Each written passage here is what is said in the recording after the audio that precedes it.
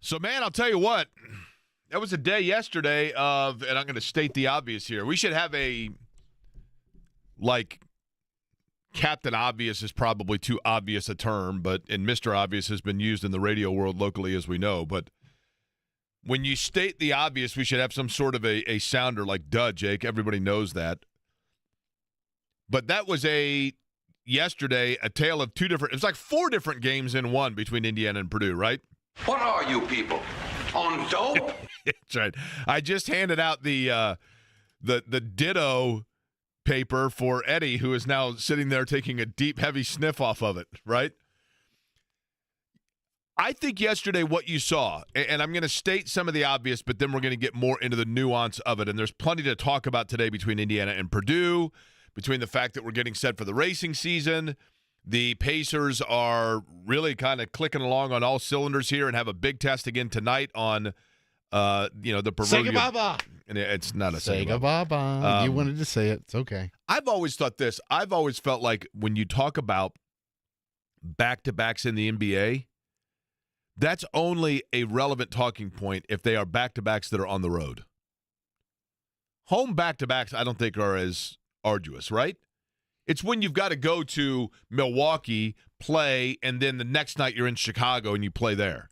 Or, something like that, because the travel that goes into it after the game, you got to load everybody up. You got to, it's just a totally different animal than at home. Perhaps, but Denver didn't play last night, so Denver is coming off an extra day's rest that the Pacers do not have. Does that mean that I haven't looked, are there 150 people hanging around the Conrad? I don't know. Waiting for autographs? Usually that happens when a team has been in town. But nonetheless, Pacers in action tonight taking on the Nuggets. We will discuss that as well. But let's get to what happened yesterday. Couple of things here and a couple of talking points. Number one, and I know that people are tired of this, but it does get pretty tired when they review everything and take forever to review it.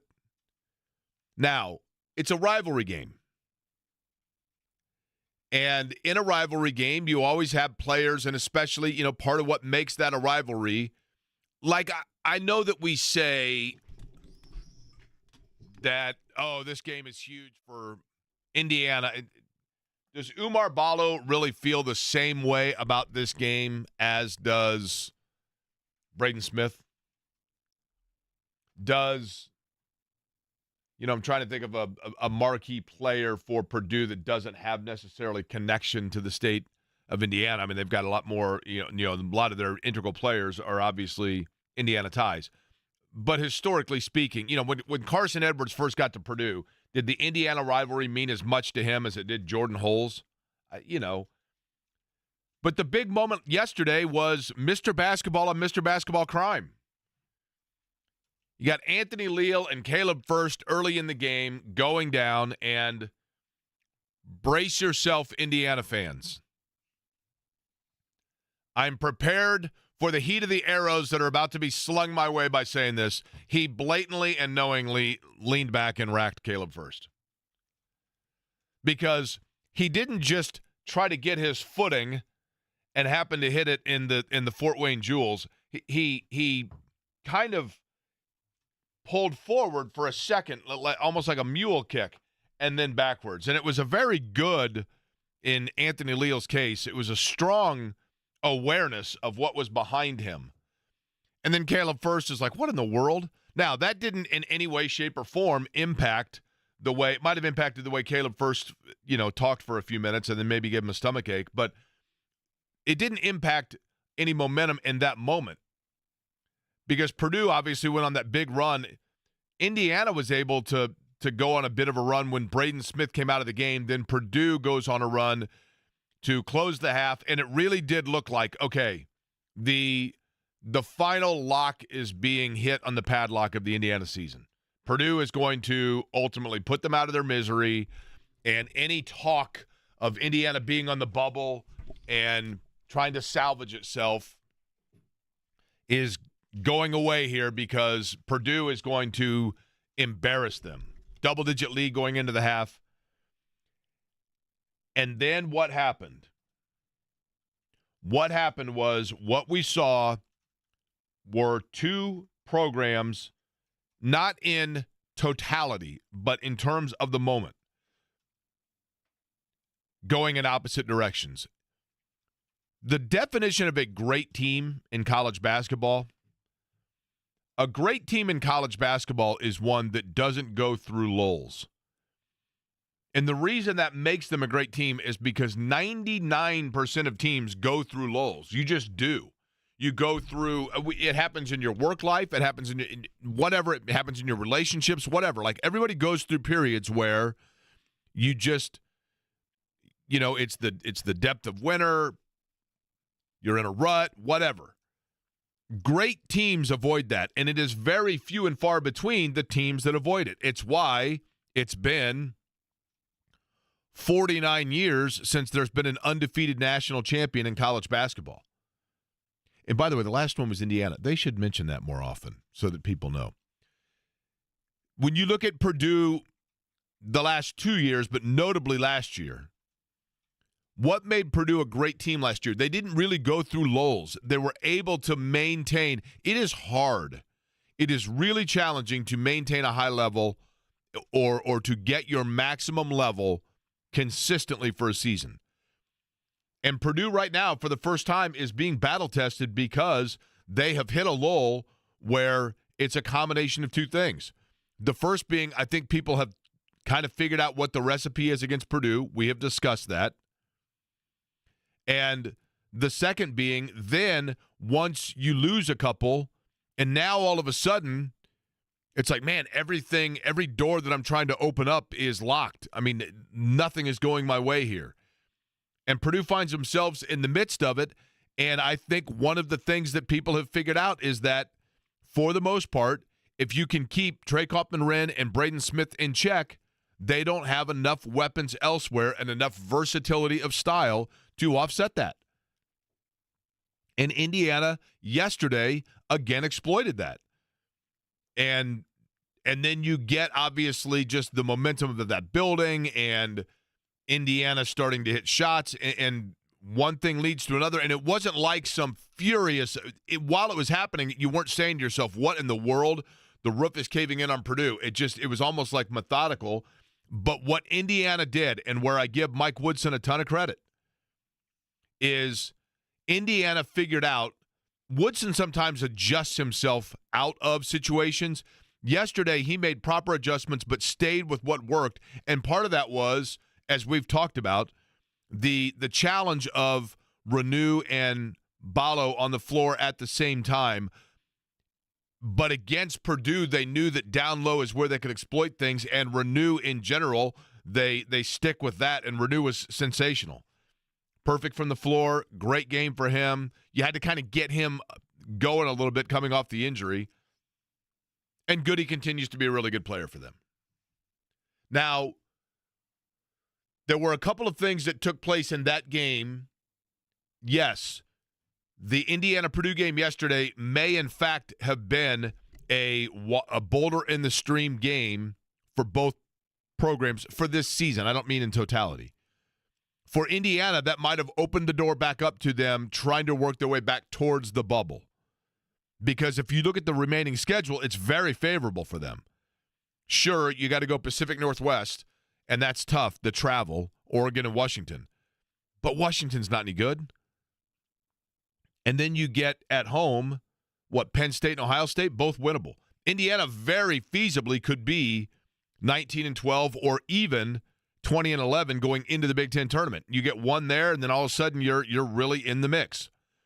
Purdue is in the tournament, but now they are really backpedaling in terms of their seeding.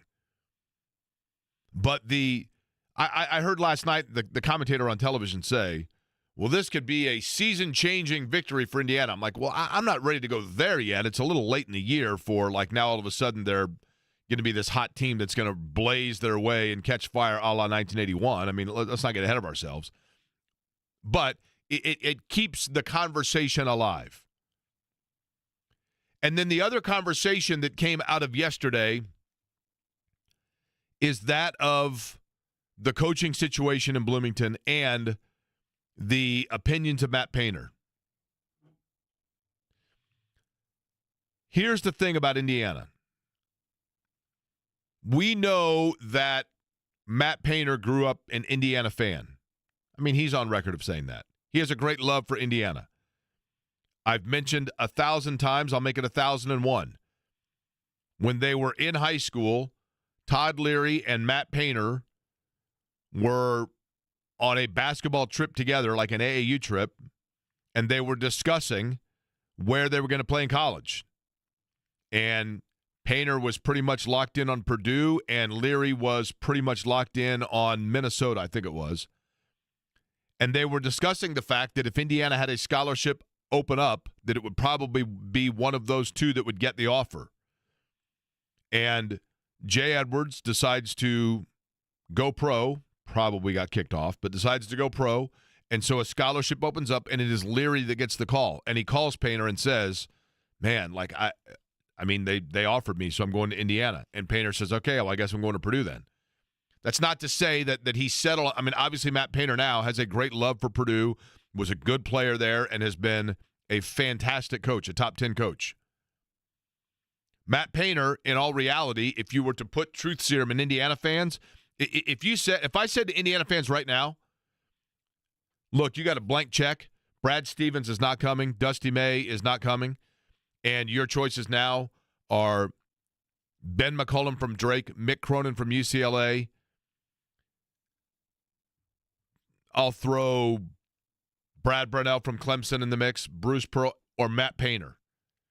The only thing that would stop Indiana fans from literally driving their car to go pick up Matt Painter to become the next basketball coach at Indiana is the fact of where he's coaching and where he played collegiately. That's it. Terry Moran, the women's coach, coached at Purdue. Yeah, and Purdue had a women's coach that had coached at Indiana, right? I mean, but for the men's side, it does, it's different, right? Now, after the game, Matt Painter was asked about the Indiana coaching search and the Indiana job. And listen carefully, because you can actually hear translation of two different languages here. Here is Matt Painter talking about when asked about the situation of Indiana, Mike Woodson's career as the head coach in Indiana coming to an end at season's end, and Indiana entering into the coaching search. It's like anything. Like, you got to get a good person. You got to get a good coach. You got to get a guy to understand it. They've had a lot of turnover, obviously. I think you got to look at some of the common denominators here more than anything. I think that's an important piece right here. Like, don't beat yourself. Like, don't beat yourself. Like, let's support somebody. Like, I try that out for once every now and then. When goes wrong, like whatever, you think Purdue fans are happy about what just happened? Like, you like, see, a fan base isn't the people that tweet. A fan base is the people when you're bleeding, they support you. Like, they jump in and off, they jump on and off things here way too much. Like, support your coach, man. Support your players. Don't tweet negative things about them. Like, be supportive. Like, see how that works for you. But they build them up, like, and they overdo things. Like, quit overdoing shit. Just accurately, like, talk about what's actually happened. Like, don't, like, get, like, recruits and, like, that's Michael Jordan, Scottie Pippen. Then they come out here. Well, they're not Michael Jordan, Scottie Pippen. They're good college players. Like, and then they build it up, and then they go, well, what's wrong? Well, they're part of it. But it's not their total fan base. It's just that everyone has a bad percentage of their fan base now because of Twitter. And then we think that's their fan base. It's not our fan base. It's not their real fan base either. And so I think that's an important piece. But it's hard for young people to hear all that and then go out and collectively play like, hey, man, we're playing for you guys, but you dog us when we lose, and then we're the best when we win. Well, we're somewhere in between, right? So, like, I think they need to learn from some of those things and support Scott Dolson and support the new coach and support the staff, but also kind of be grounded with everything. And they'll be able to, I think they'll be able to have success. Okay. A couple of things he said there that I found very interesting. Because it's the climate of basketball today. I'm not sitting here totally throwing Indiana under the bus, nor do I think Matt Painter is. But this is college basketball and college athletics in general, sports in general, in 2025. When he's talking about there, Matt Painter, And there are multiple ways that this can be translated. I'm going to offer both. Way number one, Matt Painter is talking to the Indiana fan base. Matt Painter is talking to a fan base that he was once a part of. He grew up an Indiana fan. And Matt Painter is saying to the Indiana fans what a lot of you Indiana fans don't want to hear, which is, look, if you want to get the best coach available, you've got to understand that this is the coach's perspective. I think what Matt Painter is saying right there is exactly what a lot of coaches feel, which is Indiana fans are – now, I'm not saying Painter's saying this, but the narrative you hear, I think there are a lot of coaches like, man, Indiana fans are crazy. Like, they're passionate, and they are diehard, and they are supportive, but they also have this sense of ownership entitlement that other fan bases don't always have. And yes, it might be a small percentage of them, but they're very loud.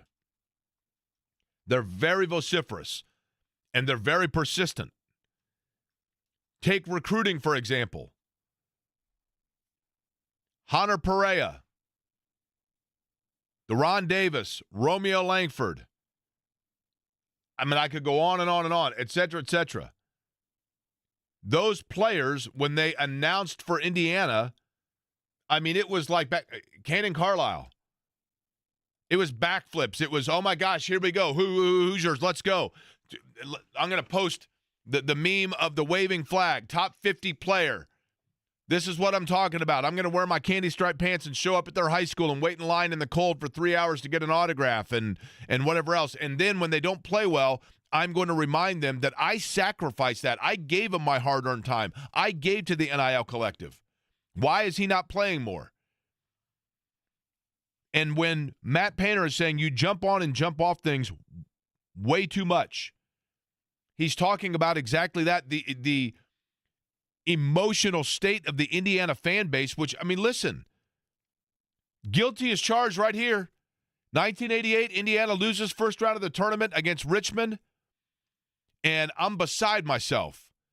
And people call me on the phone to make fun of me, and I break my parents' home telephone because I was so angry and so upset and so emotional. I slammed the phone down, and it broke the handset of the phone. I was inconsolable. I was also 15. Which even then was too old to be doing that, but I was 15 years old. And when you get fans that are like that at 45, 55 years old, that's what Matt Painter's saying is like, folks, you got to slow your roll.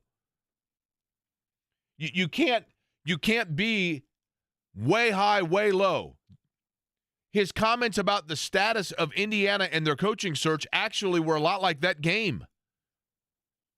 Way high one moment, way low for the next. Both teams experienced it. Purdue goes on a huge run, goes up 12. Then allows a huge run, gets down 15. Indiana, vice versa. It was a game of rolls, right? And what Matt Painter was saying there is you can't let your emotions look like, say, this game did. You've got to find a more consistent way of going about things by being supportive and not going overboard on things. You can't build it up and expect all these, give unfair expectations for your recruits and your players, and then all of a sudden sit around and bemoan to everybody, the players, because they didn't meet your expectations. Not the expectations that were cited for you, but the ones that you interpreted.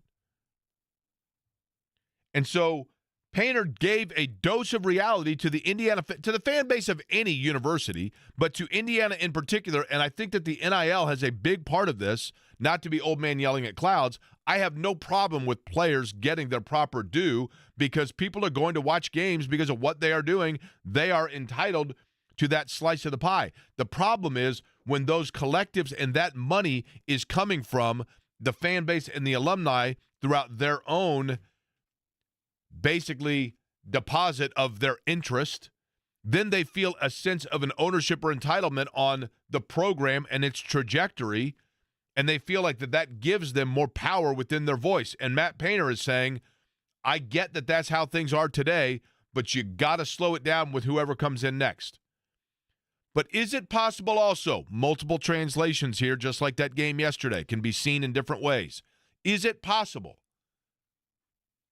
that for you Purdue fans, Matt Painter was talking to you? Matt Painter is a guy who in that press conference mentioned that they're getting ready in April to come up with new policies for the NIL in college basketball. Matt Painter is a guy who has denied and managed to stave and hold off the tidal wave of entitlement that comes with NIL and the way that the players that they recruit and having a wonderful program and policy in place of stability for the Purdue roster. But he hears the chatter, especially in the midst of a 4-game losing streak. He hears the fan base. Well, it was great we had Zach Edey, but, they've lost 4 in a row now, and they've only got 2 guys. And, I wish they would have gone out and gotten better athletes. Or maybe they should have gone out and gotten more active in the transfer portal. He hears that.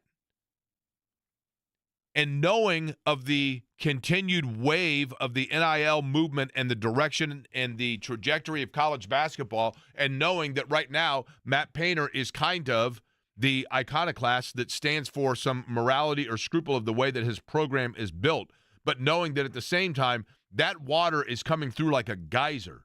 He can't hold it off forever in terms of the way that the program – I'm not saying that he suddenly becomes, Nick Nolte and Blue Chips, but – he knows that maybe they're going to have to make some tweaks to it, but he hears the chatter. He hears the conversation. Is it possible that what you just heard was Matt Painter utilizing the opportunity to be answering a question about the Indiana coaching search and in reality using it as an opportunity to also, in private veil, speak to subtly his own fan base of, look, we got to let things go organically here. That I think he was doing a little of both there. But yes, I do think that, and we talked about it before the show, I do think that in a way he is speaking to the realities of college basketball in general. And we didn't even get into the fact of the thing that I found to be the most absurd yesterday and a little bit embarrassing at Assembly Hall. Didn't even get into that. But is Indiana now playing themselves back into the bubble? Are we having to actually start thinking about maybe where they might go? Maybe it's Dayton. Maybe they're just simply playing themselves into the play-in game. There's still basketball left to be played, but is something different now with this team? Is it the relief of the coaching change and knowing now that they're playing with house money? The guy that's been on the microphone for all of it's Don Fisher, the voice of the Hoosiers. He's going to join us other side. Big show lined up today. Graham Rahal also going to join us coming up at the top of the 1 o'clock hour. Mike Chappell at 2 o'clock. NFL Combine starts tomorrow. We'll let you know where you're going to hear from all of the different Colts officials over the course of the week. So a lot to break down, a lot to discuss, and we'll begin doing it with Don Fisher next.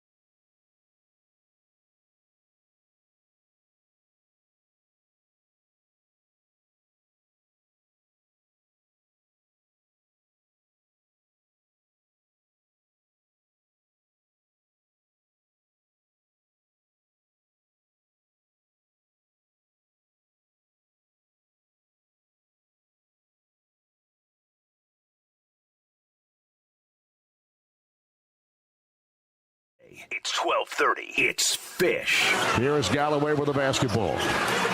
Trey starts it to the right. Lobs it. Umar Balla with an alley-oop slam dunk. I thought Galloway was going to pass it to the corner. And he lobbed it into Umar, who gets a slam dunk. Galloway just working clock right now. Slides it to the right side. Then drives it back to the left, top of the key. Will let go of three. Yes! Trey Galloway, three-point bomb. The voice of the Hoosiers, Don Fisher, joining Query and Company on 93.5 and 107.5 The Fan. All right, we'll catch up with Don Fisher, the voice of the Hoosiers, here in just a bit. One thing to me that I was surprised by, and I mean, listen, I could go off on an entire rant here. It probably, if I did so, would annoy or bore people. But there was one thing that kind of made me roll my eyes with the Indiana game yesterday. And maybe I had mixed emotions on it. And I'll let you know what that is, and we'll get into that in just a second. But now joining us on the always busy and, again, available to be sponsored guest line, he is the voice of the Indiana Hoosiers. You just heard him on the radio call there, Don Fisher, joining us on the program. Don, that game yesterday was, I don't know the last time you went to Kings Island, but that was kind of one of those roller coaster games. It was not only a tale of, I think I heard you say at the end, it was kind of a tale of two games. It was almost a tale of like four different games, right? I mean, because each team had their moments, and I really at the half thought there was the chance that Indiana was going to just watch it really slide away, including with the year with them. But they obviously came back, had a magnificent start to the second half. From your observation, what was the difference or the thing that they did that allowed them to not only come back in the game, but then obviously take control of it? Well, I think the biggest thing that changed was the defensive play by Indiana in the second half. The fact that Mike Woodson decided to go with the seniors for the most part in the second half of the ball game and played four of those guys the entire 20 minutes without any break other than the regular timeouts and the timeouts that were taken. But the defensive effort in the second half was spectacular. They allowed Purdue just 30% shooting, 6 of 20, gave up just one three-point shot in the second half, or gave up one three-point basket in the second half after giving up 6 in the first half. But again, I think that defensive play, the ability to stop Braden Smith from doing whatever he wanted to do, which, sometimes that guy is so good that he pretty much gets away with a lot of things in the standpoint of doing what he wants. And I don't mean that to be a negative on him. I think he's just a terrific player. But Indiana shut him down in the second half. It was a tremendously good defensive performance by this Indiana basketball team in the second half. And the kudos go to the four guys that played the entire 20 minutes without a rest. Don, we obviously, have talked to you since and I know you've talked plenty about the fact that Indiana, we know, is going to be making, looking for a new coach at the end of the year with Mike Woodson, retiring or walking away from Indiana basketball at season's end. It seems from the outside that this team in particular, and maybe part of it's just, I don't know, but it seems like they're playing a little more relaxed. And all of a sudden things now have just kind of come into form for them between the Michigan State game. I thought they played well in stretches against UCLA, even though I know they lost. This game, for example. Have you seen any change in the demeanor at all? I think, not really, to be quite honest about it, because if you watched yesterday's game, it started the same way several games this year have started, very slowly. Part of that might have been due to the 8 days between games, and they just didn't get it together. But here's the thing that I would tell you, Jake, that I think has changed the most. The fact that the seniors, the three guys, Trey Galloway, Luke Goody, and Anthony Leal, those three seniors are guys that have been around Indiana basketball. Now, Goody, of course, was in Illinois before he came here, but he's an Indiana kid. He's also a senior. He's seen a lot of basketball through his career at both Illinois and now here at IU. Anthony Leal's a guy that's been on the staff or on the roster for 5 seasons now. He had gotten very little playing time through his career. He got a little bit more last year compared to what he had the previous 3. And then this year, all of a sudden, he's a starter. He started 9 games now. And what he's brought to the table, along with these other seniors, and Trey Galloway has taken over more of the point guard duties, if you will. Miles Rice yesterday played all 20 minutes in the second half. I thought his defense was critical in the game against Purdue. But again, those seniors, I think, have kind of taken over the leadership role, which they should have done earlier, but maybe didn't have the opportunity. I don't know. All I can tell you is those guys have played a lot of Indiana basketball. Those guys know what they're doing out there. And it seems to me the cohesiveness of that group has played a big, big role in why this team has had some success here later in the season. You know, it's funny, Don. It's almost like a Freudian slip there when you said that Anthony Leal's been on the staff for 5 years. And the reason I say that, he and Luke Goody both, and maybe it is because they're Indiana kids, right? Like we latch onto that. But it does feel like they are kind of a coaching staff extension, because Goody in particular to me has been very impressive, and I'm curious if you've observed the same thing, that he's one that seems like the proverbial quote-unquote coach on the floor, but like he's always telling guys like what position they need to be in or kind of calming things down. Leal seems to have that same impact as well. I'm assuming you've noticed the same. Oh, absolutely. And that's kind of what I'm talking about from a leadership perspective. Galloway's kind of the quiet guy of the group, but he's started to be more vocal here of late too. I just think that these guys, it means something to have Indiana on the front of that jersey.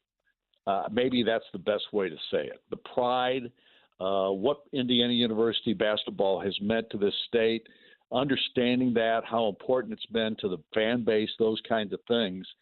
I just think that's all part of what we're witnessing right now. That's not to say that these guys are going to go out there and beat everybody that they play the rest of the season. But I will say this, that I think one of the reasons that things have stabilized a little bit are because of that senior group.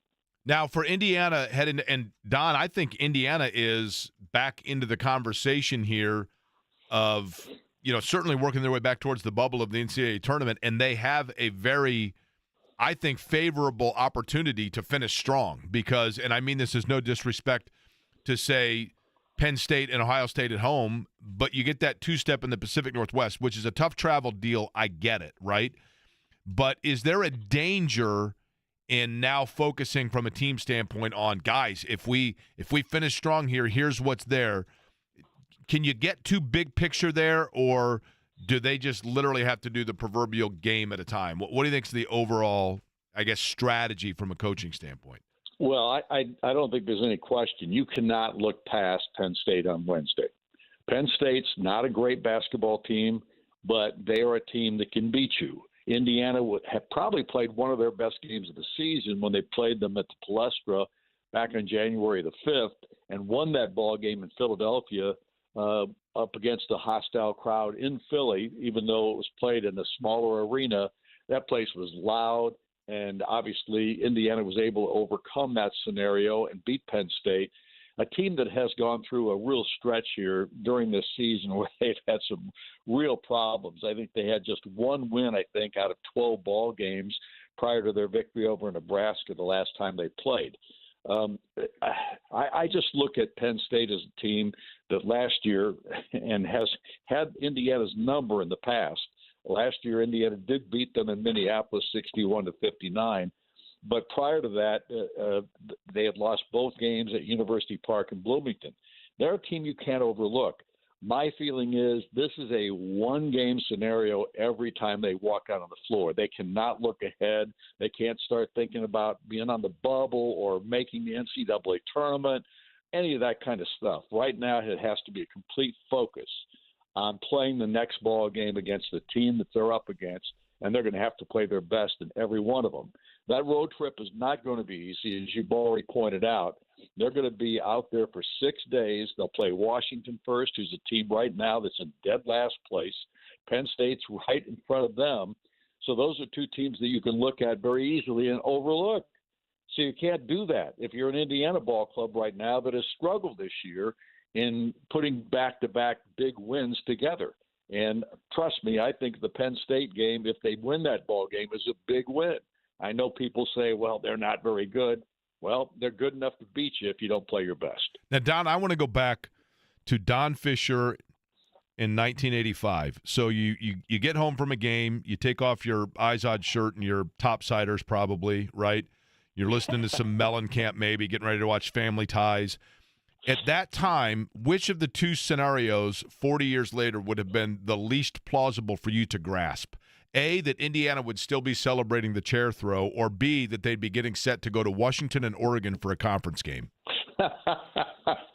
Which one? Well, I can tell you right now, the Washington-Oregon game wouldn't have been a thinking process. Right? Exactly. Or that they were coming off a conference so game with Penn State, which would have been equally as weird, right? Right, exactly. I mean, this whole basketball world has gone upside down since transfer portal and NIL, of course, but even before that, because obviously teams have been added to the Big Ten, and so it's so much different now than it was back then. I can't even remember. Did I still wear bell bottoms in '85? I can't remember that. Well, I think, yeah, I don't know if it was polyester. I mean, you were probably about 5 or 6 years late to the transition there, but yeah, I mean, it was a while ago, right? I've always been in the 70s, just so you know. Hey, I like that. Actually, you know what? So who's your favorite musical artist? Like if you're just driving around, and of course when you're not listening to this radio station, you're listening to what? Oh, I don't really listen to much anymore. If you're asking me what transition I've made as far as music is concerned, once I got into the 80s, there was only about halfway through the 80s that I listened to anything other than 70s music. I love the 70s more than any other era of rock and roll and all that kind of stuff. But I grew up back when Elvis Presley was big. I mean, I was like 10 years old when Elvis Presley hit the hit parade scene, so to speak. I could talk about all that kind of crap, Dick Clark and everybody back in the day. But honest to goodness, the 70s is still the most – I thought the 70s music was the best I've ever heard from a rock and roll standpoint. And there are obviously great songs in the 80s and the 90s, all that kind of stuff. Okay, Don, how about this? Because I have actually one that jumps out to me on this, okay? But I'm curious your take on this. Give me the musical artist that when you hear them, you instantly think, this defines the 70s. And I don't mean, you go with the Bee Gees because like disco had that big thing, or ABBA, but like just Right. the artist that takes you back instantly. Oh gosh, that's hard for me to say because, again, I love so much of the music out of the 70s.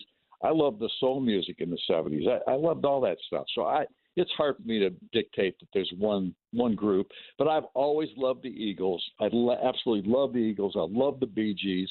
And back in the 60s, I loved the Beach Boys and I love the Beatles. So Hey, the Beach Boys were fabulous. And I'll tell you, Pet Sounds might be the most influential album of all time. So, yeah, exactly. Hard to argue any of that. All right, Don, Hoosiers up next, taking on Penn State. That game is coming up. Now, I'm looking at 26. I believe today's the 24th. That tells me that's Wednesday. Is that correct? That is Wednesday, and you've just made me feel like the oldest man in history. That wasn't my intention at all. Listen, I'm telling you right now, okay? ABBA, Dancing Queen, Mamma Mia, Fernando, The Winner Takes It All. I'm there with you, right? I like Boston. I'm down with Aerosmith. I got no problem with the Bee Gees, right? Yeah. Yeah. Earth, Wind, and Fire, all those. Earth, Wind, and Fire's right there, right? Absolutely. Why do we even turn the calendar in September unless we can fire up the song, right? I'm with you. I'm right there with you, Don. All right, Wednesday night Hoosiers, 8:30. We look forward to it, Don. Appreciate it. All right, thanks for having me. All right, Don Fisher joining us on the program. Listen, I'm down for all of it. Boston's the one to me that when I hear Boston, I think I just feel like even though I wasn't there at the time that I'm in the snake pit and it's like 1977 and let's go and AJ just won his fourth. That's just what it feels like. There are certain like classic rock songs that make me think of the Speedway. Maybe I'm unique in that. I don't know. Speaking of the Speedway, by the way, guy that runs it, going to join us just over 15, Graham Rahal, IndyCar in St. Pete coming up this weekend.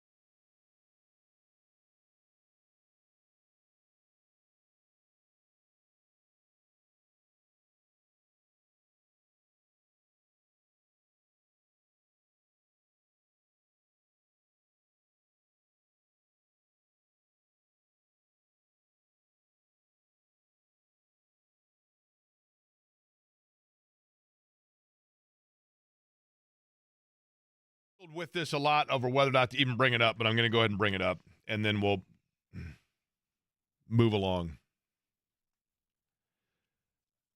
At the time that, and I'm almost hesitant to bring it up because it's just such a played-out subject, but I thought Mike Woodson bringing the chair and sitting in it looked desperate. I thought it looked like somebody that was trying to, and I get it, it was the 40-year mark of Bob Knight throwing the chair. But it looked to me like a guy that is well aware that his place within the, and Mike Woodson was a great player at Indiana, but I think there are a lot of people that feel like Mike Woodson and, for that matter, Quinn Buckner's legacies in terms of the perception of them, it doesn't diminish what they were as players at Indiana, and great players and players that Bob Knight liked and players that Indiana fans, for their accomplishments, should be very proud of. But in terms of their thumbprint, footprint, lasting legacy on the Indiana basketball program, their legacies amongst the fan base have been absolutely tarnished. And I thought Mike Woodson bringing out the chair and sitting in it, while it was like this tip of the cap to Bob Knight, I think it also looked like a desperate attempt to basically say, see, I'm still a guy that has a lot of clout around here and has connection to cool things. And the reason why I found it hoky's probably the best term. Twofold. Number one, Indiana lost that game in February of 1985. It was the most disastrous season in Bob Knight's time at Indiana. The 85 season was Bob Knight's losingest season. They were under 500 in the Big Ten. They started out ranked in the top 5 in the country, coming off of an Elite 8 run and adding Delray Brooks as a top 5 recruit. Truthfully, that 85 season probably most resembles the Mike Woodson era at Indiana. It had great promise of recruits that didn't pan out. It had great promise of preseason expectations that went nowhere. And it was a complete dysfunctional season of lack of leadership from top to bottom. That 85 season perfectly personifies the Mike Woodson era as a coach at Indiana. But to come out and say, like, I'm going to sit in this chair I get it. You want to tribute Bob Knight, except for that Bob Knight, that was probably his lowest moment. I mean, other than like, this is the actual trash can that Bob Knight threw a fan in at the 81 Final Four. Okay. This is the bullwhip that he created a lot of controversy for in the 92 Final Four, okay? Those are probably things that Bob Knight doesn't want to necessarily – and I get it. Bob Knight kind of made fun of and poked fun of the chair deal for a long time. And they sell bobbleheads and that kind of thing. But, number one, I don't care what anybody says. I don't care if they show me a certificate of authenticity. I am here to emphatically stand on a mountaintop, or for that matter – James Wickham Riley's tomb, because that's the highest point in Marion County, except for one small sliver in the northwest part of the county on a farmland that apparently is higher. But I'm here to tell you from the mountaintops that no one knows that is the exact chair. And when they're like, here it is, the exact chair that Bob Knight threw, no. Bob Knight threw a chair that was part of a collection of like 30 chairs that at the end of the day went back into a storage room. And yes, he can say that the tennis coach at the time had the presence of mind to secure that one away and put it in some airlock chamber for 40 years to be brought back out, and then say, you know what, we're going to take the guy that was Bob Knight's favorite player, who is now circling the drain in his coaching career, and allow him to, on the 40-year anniversary, sit in that chair and pay tribute to Bob Knight. If you want to pay tribute to Bob Knight, wear a sweater or wear the golf shirt. It looks kind of hokey but at the same time fitting, because that season in 85, which led to, of course, the season on the brink, that season in 85 was Bob Knight's worst coaching job. It was his worst team. It was the most underperforming, and it was one where the recruits just didn't pan out, and they never gelled together. So it was actually perfectly symbolic. But it just looked hokey. It did. I know that probably makes me, whatever, like old man yelling at clouds, so be it. But it also makes me one that vividly remembers the 85 season and is aware of the historical context, not only of it, but also of the chair itself and what it meant and everything else, and just looked desperate. That's all. Looked desperate. IndyCar this weekend, St. Pete, Graham Rahal, veteran, next.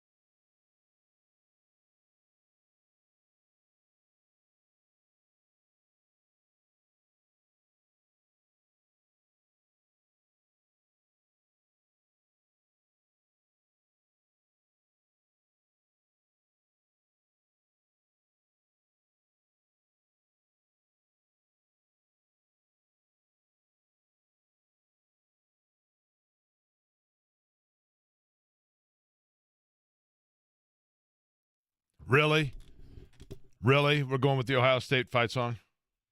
Isn't he like a diehard Ohio State fan? The biggest, unfortunately. Yeah, as a matter of fact, I think it was 2 years ago when Graham Rahal, the day of the Big Ten championship game, was basically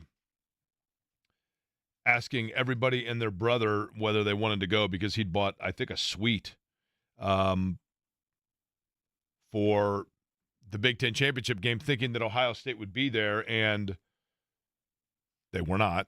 And so he was like, anybody want to go watch, who was it, like maybe Michigan and Iowa? It might have been that year because the Buckeyes were not in it. I'm guessing that he went to the national championship game this year, but we'll find out from him. Going to catch up with Graham Rahal just a couple of minutes here. The IndyCar Series starting in St. Pete coming up this weekend, and you know, it's interesting because the schedule is such that we go to St. Pete, then there's time off, and you have a couple of weeks before we go to Thermal, which is Palm Springs, California. And I'm always curious, and I'll ask him about it, just what that does in terms of doing a race and then having a couple of weeks off, because it's, you know, from a broadcast standpoint as well, a lot of times I get to the next race and I'm like, man, I almost, you know, forgot about everything that happened in the previous race. And just from the momentum standpoint, you know, what that can do to a driver themselves. It's hard. I mean, from a broadcast standpoint, it's hard. But then once they get into the season, especially after Indy, it is, I mean, the way that Fox has it set up now with the television partner, it's pretty compact. And it's basically like every single weekend. Now, the only race this year that I'm not going to be – there are two, actually, that I'm not going to be attending. That's unique. Usually I'm at every race, but this year I am not going to do Barber. Not that anybody cares, but I'm going to tell you anyway. I'm not going to do Barber because that is the same weekend as the mini marathon. And I don't need to go over for the whole backstory of it, but just when I had my heart attack, my big thing was I want to be able to again do the mini marathon. And I made a pact and a pledge to myself that if I was able to do so moving forward, I would always do so. And so I will. And then Iowa, I'm going to be in Manchester, England to see Oasis. And now Liam Gallagher apparently is saying that the concert's going to be 59 minutes. So I don't know if that means my cousin and I are flying all the way there to go see a 1-hour concert, but we shall see. Now, Graham Rahal joins us on the guest line here. And, Graham, I'm going to start with this. Eddie Garrison asked me this, and I said, you know what? I have no idea the answer to this. He said, what music do you think we should come back with for Graham Rahal? What's Graham Rahal like? And I said, I play the Ohio State fight song? I have no idea what music he listens to. Who's your favorite? Yeah. So in other words, your favorite artist is the Ohio State band. Is that right? Sure. I don't know, man. I would say, who do you think? My wife says Chris Stapleton. I was just going to say, like, I could see you being kind of like a country kind of guy. So it's funny because I hated country growing up. Hated it with a passion. But now, yeah, I mean, I feel like country nowadays is what sort of like hip-hop top 20s was when I was a kid. And now it's more pop, like right, than it is country. Yeah. It's not really like country like the country when I was a kid. But, yeah, I mean, love Stapleton. I love Jelly Roll, man. I think he's hilarious. But any of that stuff is kind of what I listen to nowadays. Now, a lot of times people listen to music to kind of get fired up. I would assume that just looking at the calendar, you're a little fired up because here we are. It's upon us, right? St. Pete this weekend. Everything gets underway. Where do things stand? Rahal, Letterman, Lanigan Racing. You are the elder statesman, obviously. You've got Louis Foster, a rookie, working with you. You've got Devlin DeFrancesco. But just your overall thoughts, if you will, going into the season. Yeah, I'm pumped up. I'm sure you are too. I know you and your love and passion for the sport. So, I'm sure we're all feeling about the same right about now. So, yeah, where do we stand? I mean, I'll be honest. I feel a great sense of positivity to go into the year. I have, more question marks than I probably have answers, at least at this stage, from the standpoint that, like, here we are as a team that we know needs to improve, that we've got a lot to get done, et cetera. But keep in mind, we've had an entire one test day since last year. So there's not a lot of answers yet, in most of the things that we do. So I felt good about our test at Sebring. I don't look at the timesheets too much. I know what they showed and what people saw, but actually on day 2, we were on in the heat of the day. Looked like on a P3 lap, quicker than Pelot, quicker than Scotty Mack, quicker than a lot of guys that I expect to be in the championship hunt. So I felt good about that. And what made me feel even better was knowing what we had accomplished through the test, which was really to just stick to a plan. Sebring as your one and only test day, is a place that can really fool you. I mean, you can go down a rabbit hole of stuff and never get anywhere, basically, at Sebring. And so I felt really good about that. I'm very excited with my new engineer, with Yves. I think Yves is going to be excellent for us. I think he's an absolute pro. I mean, I've known this for a long time because I've known him for a long time, but I think he's going to be an absolute pro and a great person for us to have in our team. I've seen tremendous R&D that's been done in the off season. Particularly focused at Indianapolis, of course, but naturally touches a little bit of everything. And so, yeah, I mean, I do feel good. I feel very positive about, what we've got going on. So let's see, man. I mean, St. Pete, last year at Sebring Test, we were like second or third overall fastest, and we were absolute dog, come St. Pete. So hopefully this time around we don't have that. Now, I'm curious of this. Graham Rahal, our guest, when you have the first race, in the first race, like you said, everybody gets excited because it's symbolic of so many things, right? I mean, it means winter's coming to an end, et cetera. But then the layoff between that and when we go to thermal, things are a little more broken up before you get to Indy, and then the schedule is very compact. From a driving standpoint or, an ownership standpoint, a team planning standpoint, is that a challenge to have those layoffs between events? I don't really know. I don't look into that too much. I mean, look, all I can say is I get the fan side of it, but I mean, look, come the middle of this year, you're going to see plenty of us in a hurry, So, right. Look, I don't think it ever makes anything easier, if that, or harder necessarily, to have the big layoffs is as much of a challenge for us as it is for fans. And so, like we were or I should say me. I like to get into a rhythm, and when I'm in the rhythm, I don't want to really stop. I like to have race after race after race and just kind of keep chugging through these. Some people may not say that or may say the opposite. They like a little bit of a break. The only thing I think that could be beneficial for us as a team here to start the year with a little bit of a break is just that we can regroup from race one, understand the positives and negatives, the things that we did right, the things that we did wrong, and be able to, because I feel like we've been on our back foot for the last sort of 24 months, it may allow us to put ourselves in a little better position as we go forward. So, I think that's great. Obviously we've got there's just a lot of good momentum, I would say, internally, and it may allow us just to get a little bit of time to kind of settle and figure out where we go from there. So, we'll see. But like I said, the summer months, though, you guys are going to see enough of us, every single fan. I mean, every weekend, damn near. I mean, we don't stop from beginning of May, basically till September. So it's going to be pretty busy. It's hard to believe, Graham, that this season you will eclipse 300 career starts, right? It seems like yesterday that you were winning your first race in St. Pete. I think you were 19 at the time. When you look now just at the season in general and the way that you guys in last year, I'll stick with last year. I have a general idea on this answer, but I want you to elaborate on it for listeners that maybe are not weekend race fans. When your team struggles in qualifying and you have to start towards the back of the field, but then the race comes along and you've got a pretty strong car over the course of the race and you use maybe a different strategy to get yourself up towards the front, the novice fan would say, well, if you're not fast in qualifying, why are you fast in the race? Or vice versa. What is the difference? Well, so we actually experienced this at Sebring the other day.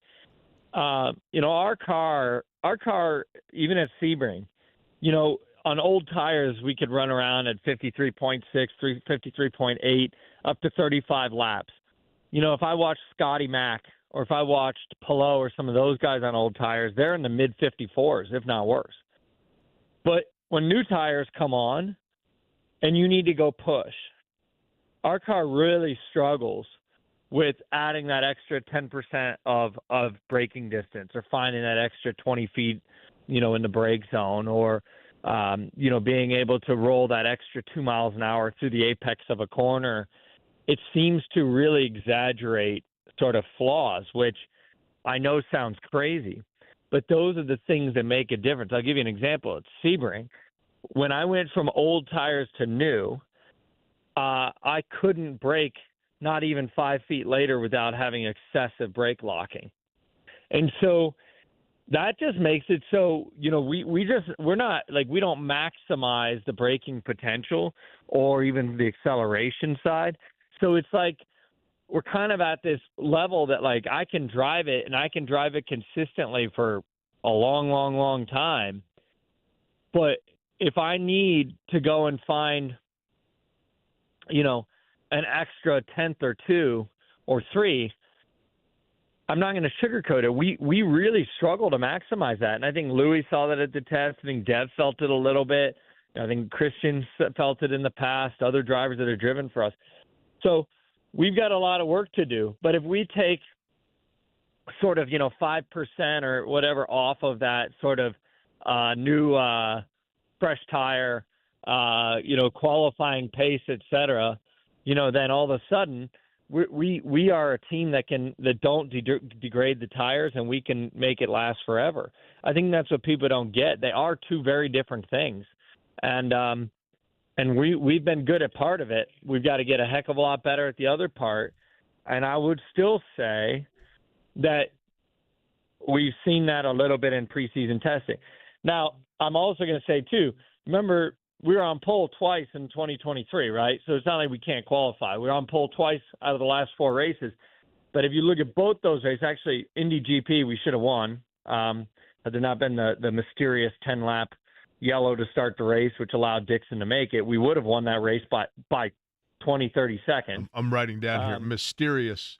Yeah, okay. Mysterious 10-lap for a car that spun on the first lap. Anyway, but if we go to Portland, we're on pole, and we were awful in the race. So in that case, we figured out qualifying, but we had no tire. Like the tire degradation was terrible. So you get what I'm saying. The two don't always sort of intermix, and I think that's why so rarely do you see people that are pole sitters that actually go on to win races in IndyCar nowadays. It's a very challenging thing. Have you figured out the mysterious reason why Ohio State refused to throw the ball against Michigan? I have not, and I never will. I never, ever will. And I was there that day, and, dude, what an awful – I just don't – there must be for Ryan Day a mental block that is so large that, I hope now winning a national championship, we can just move on from this and, just be who we are in that game. But, man, I remember before the game, I was on Big Noon Kickoff, and I went and I met Joel Klatt for the first time. By the way, huge Indy 500 fan. I hope he's going to come this year. But anyway, I was there talking to him, and even he, all these guys were like, nah, dude, this ain't going to be a game today. It's not going to be a game. And then I just don't know. It's like you can't help but just have to make it harder than it needs to be or something. If they win the next 4 national championships but lose to Michigan each year, would you take that? Well, yeah. I mean, I would take the national chances. But what I would say is this, the reality is that, you got to win those games. I mean, you got to win those games. And particularly in a year like this year, when from a talent spread, et cetera, was like just so obvious. And in the game, like Michigan didn't do shit. I don't care what anybody says. They barely moved the ball. You know, we freaking can't kick a field goal to save our lives. We decided that we're going to run it up the gut 100 plays in a row. It's like, you know, you just shot yourself in the foot so squarely that it sucks. But yeah, man, I mean, it was cool to see. I think they, as much as that Michigan game, you know, obviously sucked, the reality was, the end of the year, nobody can say they weren't the best team. Right. I mean, Well, no question. I mean, when they everybody. to use a racing term, Graham, when they turn up the wick, it's over, right? I mean, when they started throwing the ball around. Now, Tennessee, Texas, Notre Dame, of those 3 games, how many did you attend? 0. Yeah. Really? You didn't go to them? 0. I started to get superstitious. Were you boycotting? Because I was at the Michigan game, and I was at the Michigan game 2 years ago, and I was just like, you know what, it's me. So I'm out. I'm going to just sit on the sidelines here for a minute. But actually, no, I just need to spend time with my family and which you can hear screaming, fighting over the racing simulator behind me now. But yeah, I mean, I just didn't feel that I really needed to go. But I mean, I'm pumped for next year because it's not going to, I mean, they certainly don't have any drop off in talent. That's for sure. If anything, they may be more talented next year than they were this. 2 kids for you now, right, Graham Rahal? Yes, sir. How has that changed you? I guess just in terms of the off season, the priorities, the free time, etc. Well, everything in life changes, I think, as you start to get, you know, kids and get a little older, right? But yeah, I mean, the girls have been awesome, and you know, they love going to the races, they love being around it. But I must admit that, you know, I really, you know, racing at some point has to subside just to make sure that you spend the quality time, you know, with our kids. As competitive as I am, and as racing centric and racing focused as I am. You know, Dad and I were talking about the other day. I've been racing for 26 years of my life. I'm 36 now. 26 years of my life, I've dedicated everything I've got, you know, to racing. And at some point, you sit back and go, you know what? Is that like, is one race win going to mean more to me than, say, you know, a year's worth of memories with my kids? You know, and that's kind of where I'm at in life a little bit. You got to start to think about those things as you get older because, dude, they change and they grow. And anybody listening that has kids knows this. I mean, dude, I come home from 2 weeks in Indy working, and I come back to see these two, and my 2-year-old looks like a whole different human being.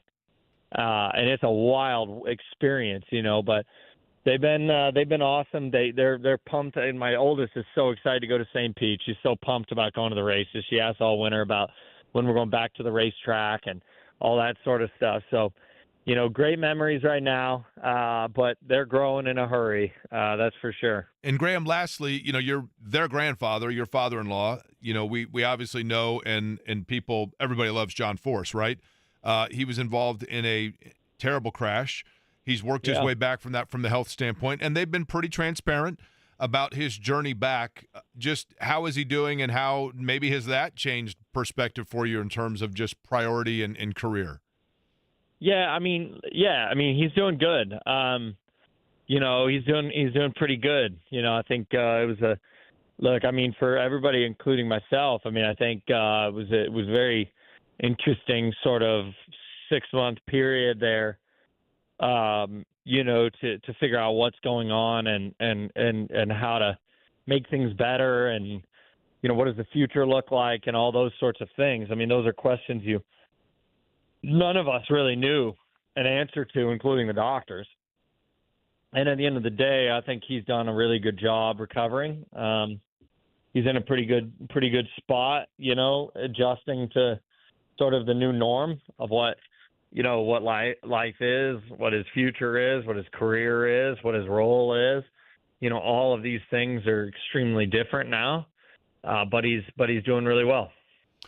Graham, David Letterman's childhood home in Indianapolis is now an Airbnb. He obviously is a co-owner of the team for which you drive. Will David Letterman stay in that house in the month of May? Does he just go back and Airbnb in his childhood home? That'd be kind of cool, right? Zero. It would be cool, but zero idea. I don't even know. I didn't even know that. So Yeah. this is news to me. They like decked out the whole thing. It's got like racing gear and broadable gear, and I think the Ed Sullivan Theater's got chairs in it. Maybe you should stay there. Yeah. Why not? I'll pass. But no, I think Dave's pretty pumped up about this year too. I've heard from him a lot this offseason, which must mean he's either exceptionally bored or I don't know, but something's going on. But no, he's pretty pumped up to get the race season underway as well. And yeah, man, we're excited to get down to St. Pete and get this thing going. All right, Graham, starts this weekend in St. Pete, and then, as I mentioned, 292 career starts for Graham Rahal, and we shall see how the year unfolds, and I'm sure be talking to him over the course of all of it. Appreciate the time, and see you soon. All right, Graham? Sounds good. Thanks, man. See you this weekend. All right, Graham Rahal joining us on the program. We come back, speaking of getting into the swing of things, there's a guy from a collegiate standpoint that I saw a number that popped out at me over the weekend and thought, holy cow. We got to get this guy on the show. So we did exactly that. We talked about Indiana-Purdue earlier, and we'll stick with talking Purdue, maybe on a different side of things. We'll explain next.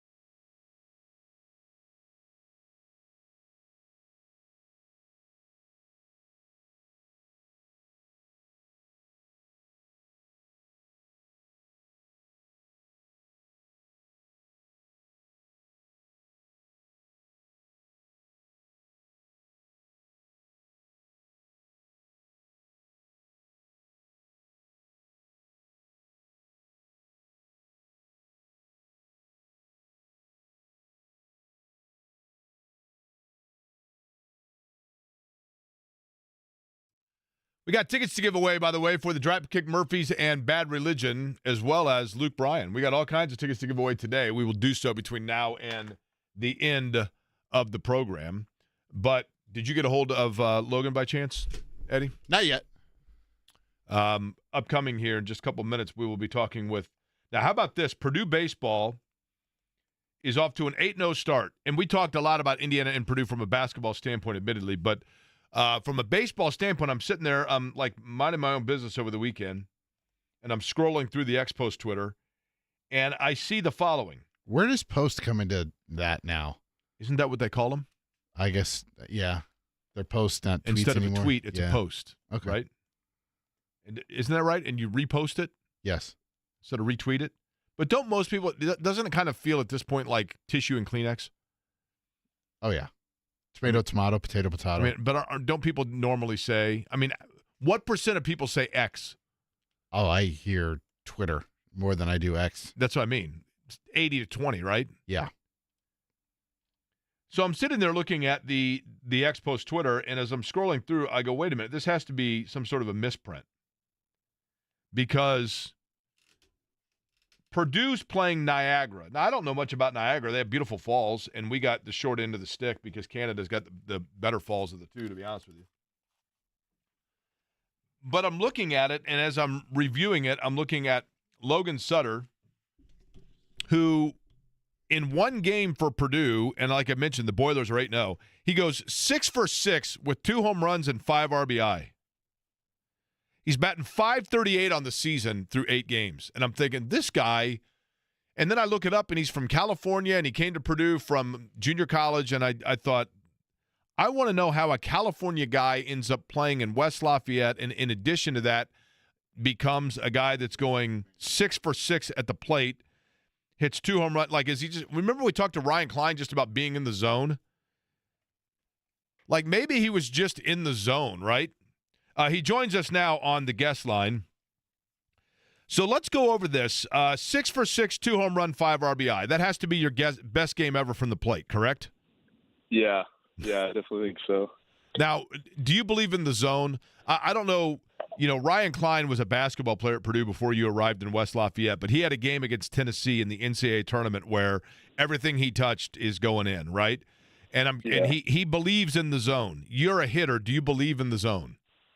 Yeah, I definitely think there's some games where you're seeing the ball better than normal, and you're just feeling it. Okay, so take me through in that game. I've heard great hitters say this, Logan, and I'm curious if this makes sense.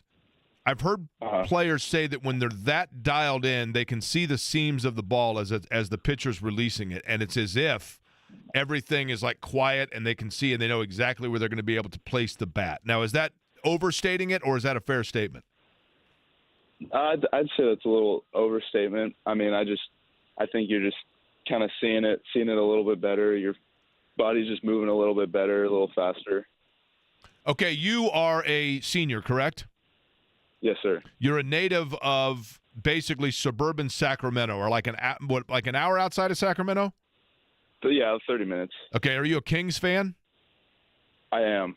Who's your favorite King of all time, by the way? I mean, I don't follow basketball too much, but I like Bibby growing up. Yeah. Bibby's jacked, by the way. Have you seen him lately? Yeah. Like, I haven't seen him lately. Yeah, he's completely jacked. So you grow up, you're watching the Kings, you live in, kind of dry, hot, Northern California-ish Sacramento area. How in the world do you end up in West Lafayette, Indiana? I mean, growing up, I went like snowboarding and skiing a lot, so I got used to the snow a little bit. But I mean, just kind of playing JUCO, you talk to different people, and it just ended up working out that met the right people and talked to the right people and worked out coming here. What about Purdue kind of sold you? I mean, what did you like about whether the program? I know you're a sociology major, but what about like when you came to? I mean, let's face it, man. I know that there's snow here, but geographically speaking, there's nothing that would remind you of home other than that, right? Yeah. So what made you feel comfortable? I mean, the facilities are great. I really liked my conversations with the coaches, and I felt good about coming here. It felt like the right spot. And you played junior college in Folsom, right, California? Yep. And that's Yep. where the prison is, where Johnny Cash used to do albums. Is that right? Yep. Okay. Did you ever? Now, I don't mean as an inmate. Is the prison still active? Like, is it still a working prison? I don't think so. I'm not totally. I don't remember exactly. I don't think it is. When you tell people that you went to college in Folsom, does everybody mention the prison and Johnny Cash? Or am I the only one? No, I think you're the only one. This is completely on par for me, by the way, just so you know, right? Just so you know. Okay. So you guys now are in – take me through a day in the life of a Division I college baseball player. So, like, today's our off day, so we'll just have our normal lift. You guys will have class in the morning. Tomorrow we'll wake up, go to class. We'll have our practice later in the day around 2 o'clock, go get lunch before that, breakfast in between classes. And then Wednesday we'll go. We have 2 separate lift classes or lift times at 9:45 and 11:45, just kind of based on your class schedule. And then we'll just have our practice around 3 o'clock usually later in the day. Now, I'm going to ask like the dumbest question of all time, okay? Uh-huh. I'm under the assumption that if you are a college baseball player for Purdue, and baseball's the boys of summer, that it takes a while before the field is ready and the temperature is ready and the schedule can be accommodated to know that you can actually reliably schedule games in West Lafayette, Indiana. So do you have to start out for like the first 20 games on the road? We do like the games this weekend. We're at a neutral site and we're technically home, but we're not at Alexander until around like March. I think I'm not sure. I think it's early March. But like we'll play at neutral sites and we'll be home or away. But yeah, we don't play at home until. But March. you're away from campus, right? I mean, you're literally on the road, even if it's a home game. So yeah. I've always felt like, and I want you to tell me if you agree or disagree. I've always felt like that for teams in sports, that sometimes being away from home can be advantageous because even though obviously the travel's kind of a grind and all the demerits that come with that, especially at the beginning of the year, there's kind of an element of when like that's kind of when you get to know your guys. That's when you really gel together as a group and then just the team aspect of it can really solidify when it's just you guys against the world, so to speak. Is there an element of that comes into play? Oh yeah, for sure. I mean, I enjoy like traveling and stuff. I love being with the guys, like all the bus rides and being on the plane and stuff is a lot of fun. And it's cool, like rooming with different guys that you don't normally live with. Like they don't put our roommates with each other. Like it's cool, just kind of being around people you wouldn't normally like hang out with a ton outside of the field. So I mean, I think it definitely brings us closer together. You guys are up next, if I'm not mistaken. You got a couple days off, and then you go back to North Carolina, and unless you're in Carolina, you take on Akron, right? Yep. Okay, and then when you're done with school, I mean, I'm assuming that you would like to continue playing baseball. What is your aspiration then beyond this year in terms of what's next for you? I mean, I'm not trying to think too much about that. I just trying to keep playing and just see what happens with this season and happens with the draft, just try not to think too much about it right now. Just keep playing, keep doing what I can to help us win. Now, do you have to become an A's fan? Aren't they getting ready to play in Sacramento? They are. Yeah, they're playing at the River Cats Stadium.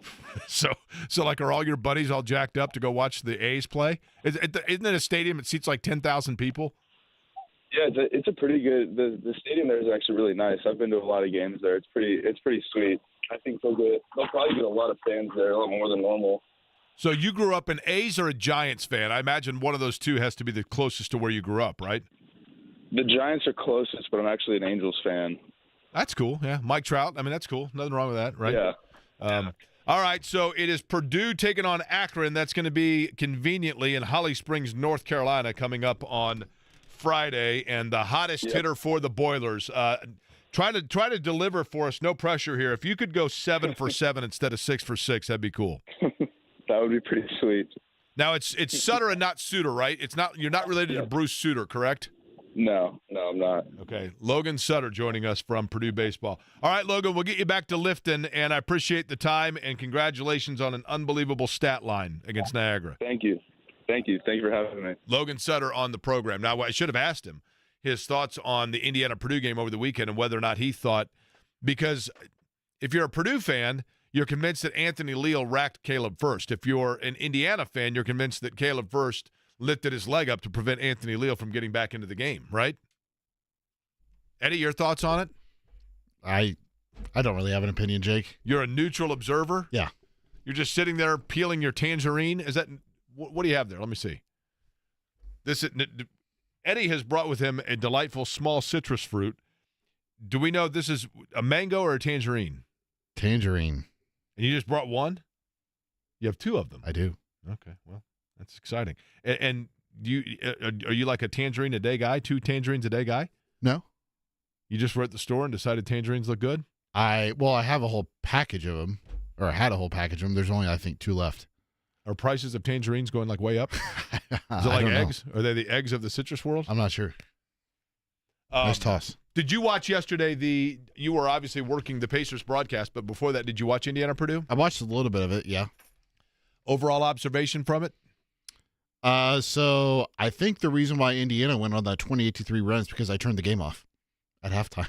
I had to go do some errands before I had to get ready for the Pacers broadcast, so I was out and about, and I was flipping on and off between Don Fisher and the radio and come back from running this errand, and next thing you know, it's a IU's up. I'm like, what in the world happened? By the way, I can't be the only person when they hear Folsom that thinks of the Folsom prison, right? I mean, like if you say to somebody, there are certain places that if you say that you're from there, automatically it's like if you say you're from Roswell, New Mexico, isn't anybody automatically going to ask you about if you've ever seen a UFO? Isn't that the first thing anybody's going to ask, right?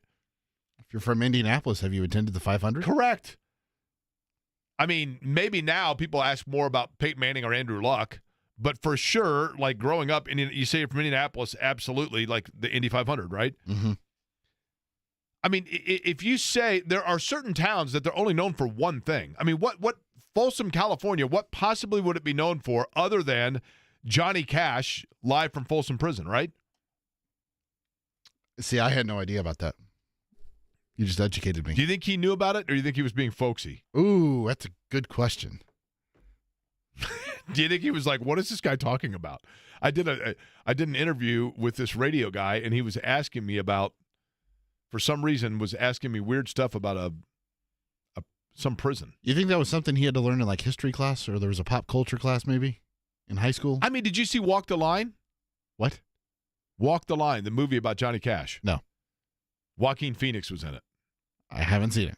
Okay. It's prominently featured in that. That kind of a lot of times this will happen with musicians where their relevancy will start to kind of fade, but then a movie will come out about them, and then boom, they become big again. It happened with the Doors in the early 90s, and then I think it happened with Ray Charles too. I mean, not that Ray Charles and Johnny Cash ever had faded relevance, but it all of a sudden you see like a spike in their downloads of songs or whatever because people are like, oh man, it's probably happening right now with Bob Dylan, for what that's worth. We have some exciting stuff happening over the next 2 days on this program, including a couple of guests that you are definitely going to want to know about and a couple of topics that might be uncomfortable with them. I'll explain what I'm talking about and where we're going to be next.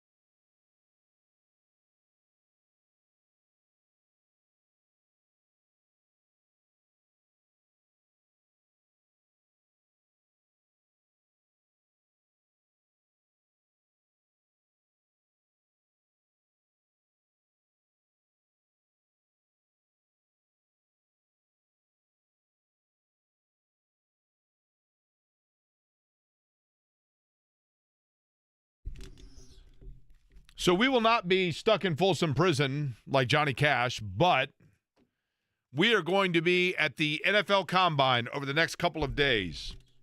And a couple of show announcements here, if I may. I will let all of you know that, and Eddie, we're going to, again, see if I can say this last name correctly. Now, I did notice this. I'm not the only one with a mental hurdle here. Okay. Someone from within the Colts organization, in sending me out information about their new defensive coordinator, referred to him simply as Lou A. Mm. And I think that's because they also are tripped up in the fact that it's Lou Anarumo. Right? Thank you. He is going to be on with JMV tomorrow in the 5 o'clock hour. So if you want to hear from the new defensive coordinator for the Colts, find out what he has planned, find out what at the Combine he might be looking for in terms of prospective players. 5 o'clock hour tomorrow with JMV, you will hear Lou Anarumo, the defensive coordinator for the Colts. Then Wednesday morning, the morning show will be out at the Combine. And that will include, in the 8 o'clock hour on Wednesday, the general manager of the Colts, Chris Ballard, will join the guys. So Wednesday, 8 o'clock hour, Chris Ballard on the program. We also will be out there. I will be out there on Wednesday. I will be there tomorrow as well. Stephen Holder is going to join, I think, for an hour or so. But then on Wednesday in the 2 o'clock hour, Shane Steichen, the head coach of the Colts, will be on the program. So Steichen will join 2 o'clock hour. So to recap real quickly for you, if you are just joining the program. Where have you been? Thank you. Lou Anarumo, the defensive coordinator, with John tomorrow, live from the Combine. Chris Ballard on Wednesday morning, 8 o'clock hour, with the morning guys, live from the Combine. And then Shane Steichen with me in the 2 o'clock hour on Wednesday, live from the Combine. Now, the Combine itself is a trip because, as I always say, this is the weekend. Let me tell you the three things that get the greatest workout during the Combine, okay? Number one, the guy that runs the bench press exhibit, because now fans can go in and watch that, and they've got one guy there that is like Tony Robbins, and he is the spotter, and he's screaming at the top of his lungs and counting out the number of lifts that guys can do, and the crowd goes bonkers, and that automatically equates to success if you can do like 56 reps, right? That's pretty much what it sounds like. Although it's more like, it's less barking and more just like overall grunting, right? And then well, he's yelling at him to get it up. And you going, can up. Now, Eddie, that's a personal issue. It also becomes like testosterone induced overdrive. It's fabulous. Okay, so that guy gets quite the workout. The second thing that gets quite a workout is the guy that runs the 40 time. That guy has a very important job, which is to dictate, because we know that those that get blistering times in the 40 oftentimes equate to incredible success. Like, for example, if I was to right now come up with a list of the top 40 times ever at the NFL Combine, okay? Now, we know that the greatest speed ever turned in at the NFL Combine was turned in by none other than Bo Jackson. But that was before there was a Combine. It was more just like private workouts. So let me give you some of the top speeds that have been turned in, and then I want you to tell me, Eddie, on a 1 to 10 scale, 10 being the most, 1 being the least, off the top of your head, boom, how relevant the player became as a player. Okay. Fabian Washington. I have no idea who that is. Ran a 4.29. So I'm going to go with 0. Is that an option here? Jacoby Ford. Still don't know who he is. Ran a 4.28. He follows me, by the way, on Twitter. J.J. Nelson. Sounds somewhat vaguely familiar. I still don't know. A wide receiver out of UAB. Ran a 4.28. Jalen Myrick. Nothing. Cornerback out of Minnesota. Tyrone Calico. Nope. Not any bells. A 4.27. Stanford Route. 0 bells being ring in my head with that one. Marquise Goodwin. Wide receiver, right? Yes. 3. Okay. Jerome Mathis. No. Dry Archer. Mm-mm. Chris Johnson. As in running back Chris Johnson? Correct. I'd say about a 7 or an 8. Yeah, he ran a 4.24. And the fastest ever turned in, John Ross, the wide receiver from Washington, a 4.22. Xavier Worthy, I thought, beat him last year. Yeah, this might be before last year's. And Xavier Worthy, and he's been a good player so far, obviously. He ran a 4.21, so yes. Pretty impressive. Bo Jackson allegedly ran a 4.19. And then Bo Jackson claims that when he went back to Auburn during a private pro day, he ran a 3.99. Okay, come on. I'm just telling you what he said. Listen,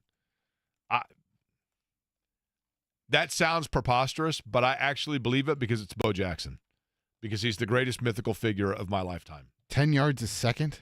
I'm just telling you. Have you ever seen the run he had against the Seahawks on Monday Night Football? Not the one where he ran over Brian Bosworth, but the one where he gets it around the end, and Kenny Easley, who's like a Hall of Fame level corner, has the angle on him. And it's not even close. It's unbelievable. And nobody catches Bo. That's right. I always felt, by the way, and then we'll move on, that 30 for 30 about Bo Jackson, I thought the way that it was constructed, they erred. I have mentioned this before. In that run that he had on Monday Night Football, where he goes into the tunnel and disappears, they should have ended the 30 for 30 with talking about that play, because there is no play in the history of sport that more exemplifies and illustrates a player's career and life than that play for Bo Jackson. Mm-hmm. Because as soon as you grasped what you were seeing, he was gone and disappeared. And that's exactly how his career was. But the guy that runs the 40 time is going to have, that's busiest job there, second busiest job. The third busiest, and might be the busiest job during the NFL Combine, is that of the index finger that takes the selfies for Eddie White. That is the most, just the nonstop, right? I mean, here's Eddie at Elmo, here's Eddie with Chris, here's Eddie with, and he does know all these people. I mean, there's no doubt about it, right? But that's a very, very important role. I thought you were also going to say the phrase, "Hey, coach." Oh, well, so the Combine in general, to summarize it, the Combine is 1,365 guys in sweatsuits and or gear that has, and this is what always makes me laugh. Mike Tomlin,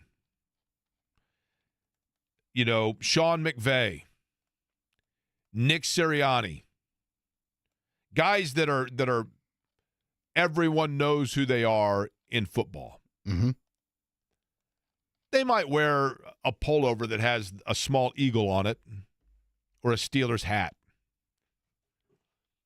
But the guy that's the assistant to the assistant manager of the weightlift nutrition smoothie station for the Washington Commanders is walking around at the Combine. You think they smell his qualifications or her qualifications?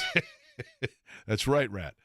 And that guy's he's wearing maroon and gold shoes, sweatpants with the Commander logo on it, a T-shirt that says Commander Nutrition with a zip-up that has the Commander logo on it. He's got with him a backpack that's of the Washington Commanders and a backward hat with the Commander logo on it. And literally, when he walks past his same contemporary for the Seattle Seahawks or Arizona Cardinals, it is, "What's up, coach? You good? You good, coach? Yeah, you good, coach? Yeah, good, coach." And move on. That's the Combine. It's wonderful. The Final Four is the exact same thing. Final Four, Danny Hurley's walking around. Mike Krzyzewski's walking around. Bruce Pearl's walking around. They're wearing sweatpants and a golf shirt. The guy that's the graduate assistant at McNeese State literally looks like he is the head of the pep band. It's exactly how it works.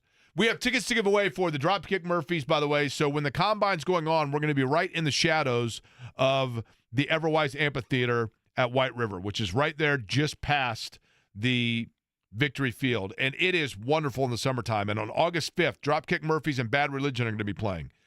And there's no better setting because it's going to be perfect, clear skies. It's an awesome venue. It just feels great to be downtown. You can go downtown, have dinner, go to the show. We've got tickets to give away for that. Now, Eddie, have we determined when or how we're going to give the tickets away? Well, we also have some Luke Bryan tickets to give away as well. So we can do one at the 2:30 segment and then one to end the show. All right, so be listening in the 2 o'clock hour. Also, you'll want to be listening in the 2 o'clock hour because one of the guys that's going to be walking around at the Combine saying to everybody, "What's up, Coach? How you doing, Coach?" is Mike Chappell, and he joins us next.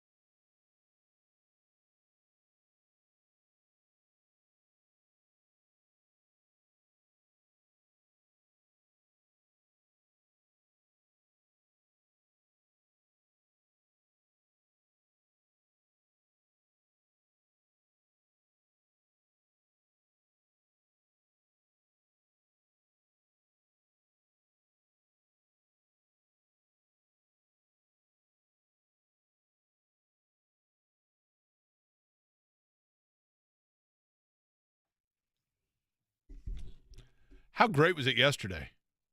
It was like, is it Selection Sunday? It was gorgeous out, and it was 45 degrees, and it felt, I walked around in a Speedo. Got some SPF 30, slapped that bad boy on. It's great.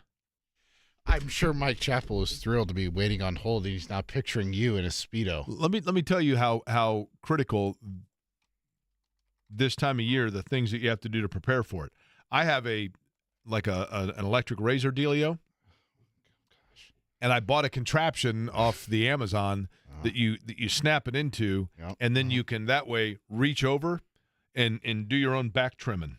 So that when I'm walking around without my shirt on, when it's nice outside, people don't have to see it. They just say, "No, there's a fella that's as smooth as can be. Look at that. That guy takes care of his hygiene." And then you ask Shannon to lotion up your back. Is that what Of you're course. saying? Yeah.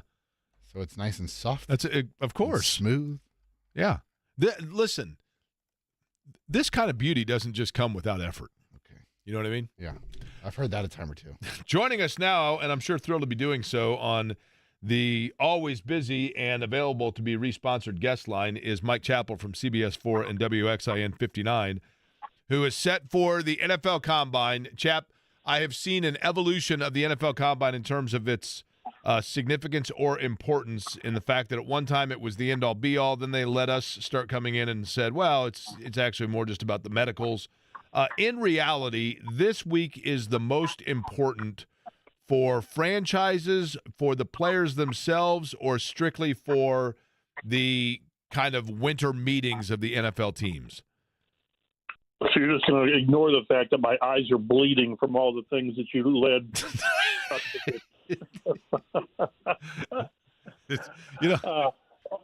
On topic. You should see what the tub looks like when I'm doing the back shaving dealio. See more visuals. You're not helping yourself. Okay. Probably the players. I've always thought that it's if a team is swayed outside now the medical, if somebody shows up and they've got something that people weren't aware of, or they're not rehabbing sufficiently, then those are red flags that you cannot and should not ignore. I just have always wondered about teams, and I don't think there's a lot of them. I don't think it happens a lot. I always wonder how guys' stock shoots up this time of year when they're not doing anything other than people have more time to nitpick them. But if you're swayed by a 40-time, unless they're extremes, or bench press or whatever, then what have you been doing for 3 or 4 years watching these guys play? Isn't the game tape and your campus visits with people in that guy's background, boy, that's got to be the foundation of your evaluation of why you pick this guy in the first round that's going to be a guaranteed contract. And so I understand that the increased interest from the fans' perspective, and NFL wanting to make this a participation event with fans. But this is one where the players have got to come in ready. This is their biggest job interview that they've known about since they got the invitation, the Combine. Anyone who comes in unprepared, and I think it probably 15, 20 years ago, you probably had guys that did. I remember when I was still at the Star, and one of the best contacts was Ralph Reef at St. Vincent Sports Performance. He had guys. They were one of the first to have guys in months before the Combine, going over combine drills, what was expected of the interviews. And nowadays, if you come in unprepared, what the hell you been doing? This is your biggest job interview, and if you come in unprepared, then shame on you. So I think it's on the players. I really do. I just hate to see a team, any franchise, swayed by what goes on here unless there's an extreme medical testing or whatever.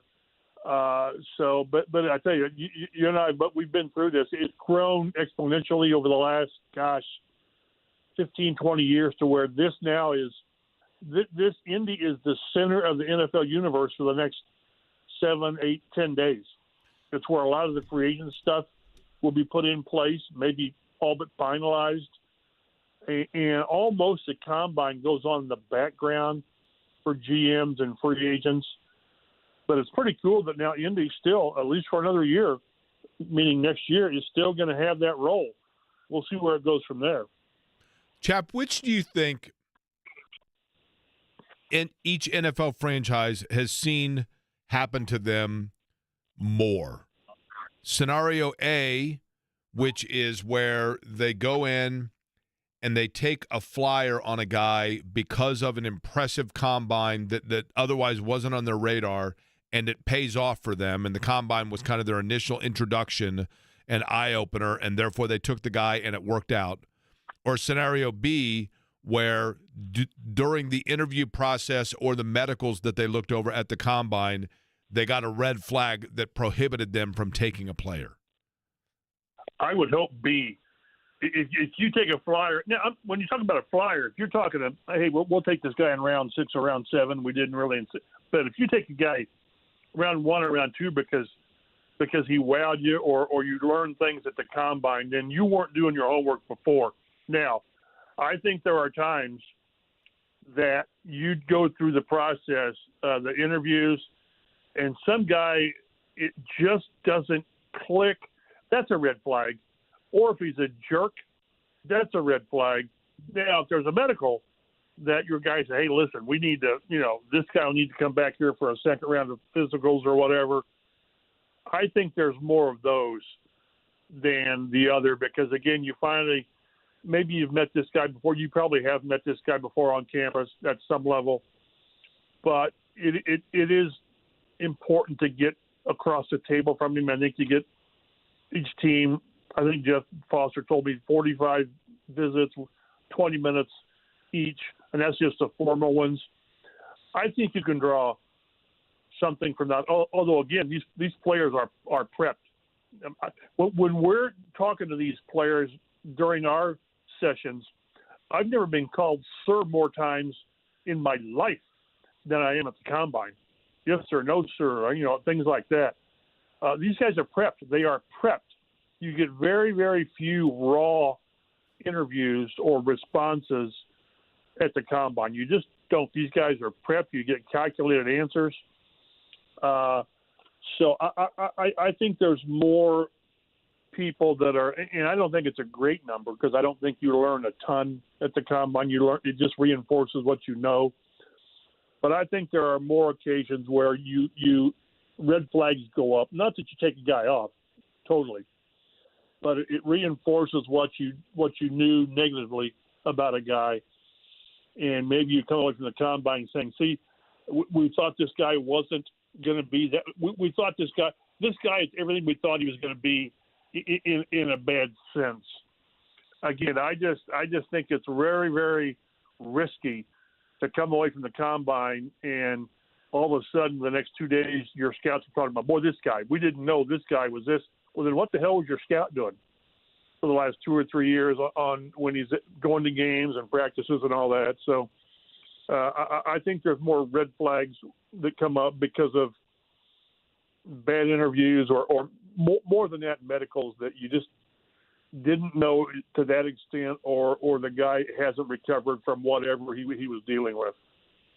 Mike Chappell is our guest from CBS 4 and WXIN Fox 59. NFL Combine getting underway tomorrow. We will be out there again tomorrow in the 5 o'clock hour. The new defensive coordinator of the Colts, Lou Anarumo, will be joining JMV Chris Ballard on Wednesday on the morning show. And then we will have Chris Ballard on this show on Wednesday as well. Or what I say, excuse me, Shane Steichen will be with us 2 o'clock hour on Wednesday. Chap, do you think that the Combine is more interesting in the years where we have a definitive, can't-miss number one player that's going to be selected, or maybe, we know the top 2 or 3 guys, or a year like this where it seemingly is kind of wide open? If the culture of the team with a top 1 or 2 or even a top 4 pick, it's more interesting. But yeah, I see both ways. It's always, there's more buzz, I think, when you've got one or two guys, whether it's Andrew Luck or Peyton and Ryan Leaf and, Andrew Luck and RG3, as opposed to when you're not sure who the first – people don't know who the first pick's going to be this year. Almost always it's a quarterback. But does Tennessee take a quarterback? And if they don't, do they stand pat and take the edge pass rusher who's considered a generational talent? Or do you trade out of there to get more picks? I guess I see it both ways. I prefer, having a team having a high pick, although if the Colts have a high pick, it means they were, crappy the year before and you endured a lot of things. But you can focus more on who they're going to get. It's really hard from a local standpoint where they're at 15, and I don't remember any or many, I won't say any, mock drafts last year having Latu going to the Colts at 15. I just don't. And this year, the vast majority have the Penn State tight end, Tyler Warren, coming here, which would be really, really – that's one where need – intersects best player available probably. These guys need to tight end like you need to have your back waxed, apparently. Well, I don't now because I just went through the great trimming period, but give it a week or so, right? That's my blame for bringing that back up. I apologize. but yeah, it's probably, I think it's better when they're star power. I just do. Chap, I just got to thinking about this. Instead of this, it's a nice little contraption that the shaver goes in, and then you just lean over, right? If you wanted to come by, we could probably just take turns. Like you stand in front of me, and I'll go ahead and get you all squared away, and then I'll stand in front of you, and then we're both good to go for the combine, sleek as can be. That is not happening. You realize that? I mean, I'm just saying. I'll bring a glass of ice and a cold beer for you, and then we'll just go ahead and be a couple of sleek, super cool guys, right? Yeah. And the idea, the vision of you in a Speedo with a shaved back. Just a couple wild and crazy guys walking around the combine. Hey, Coach, how you doing, Coach? You good?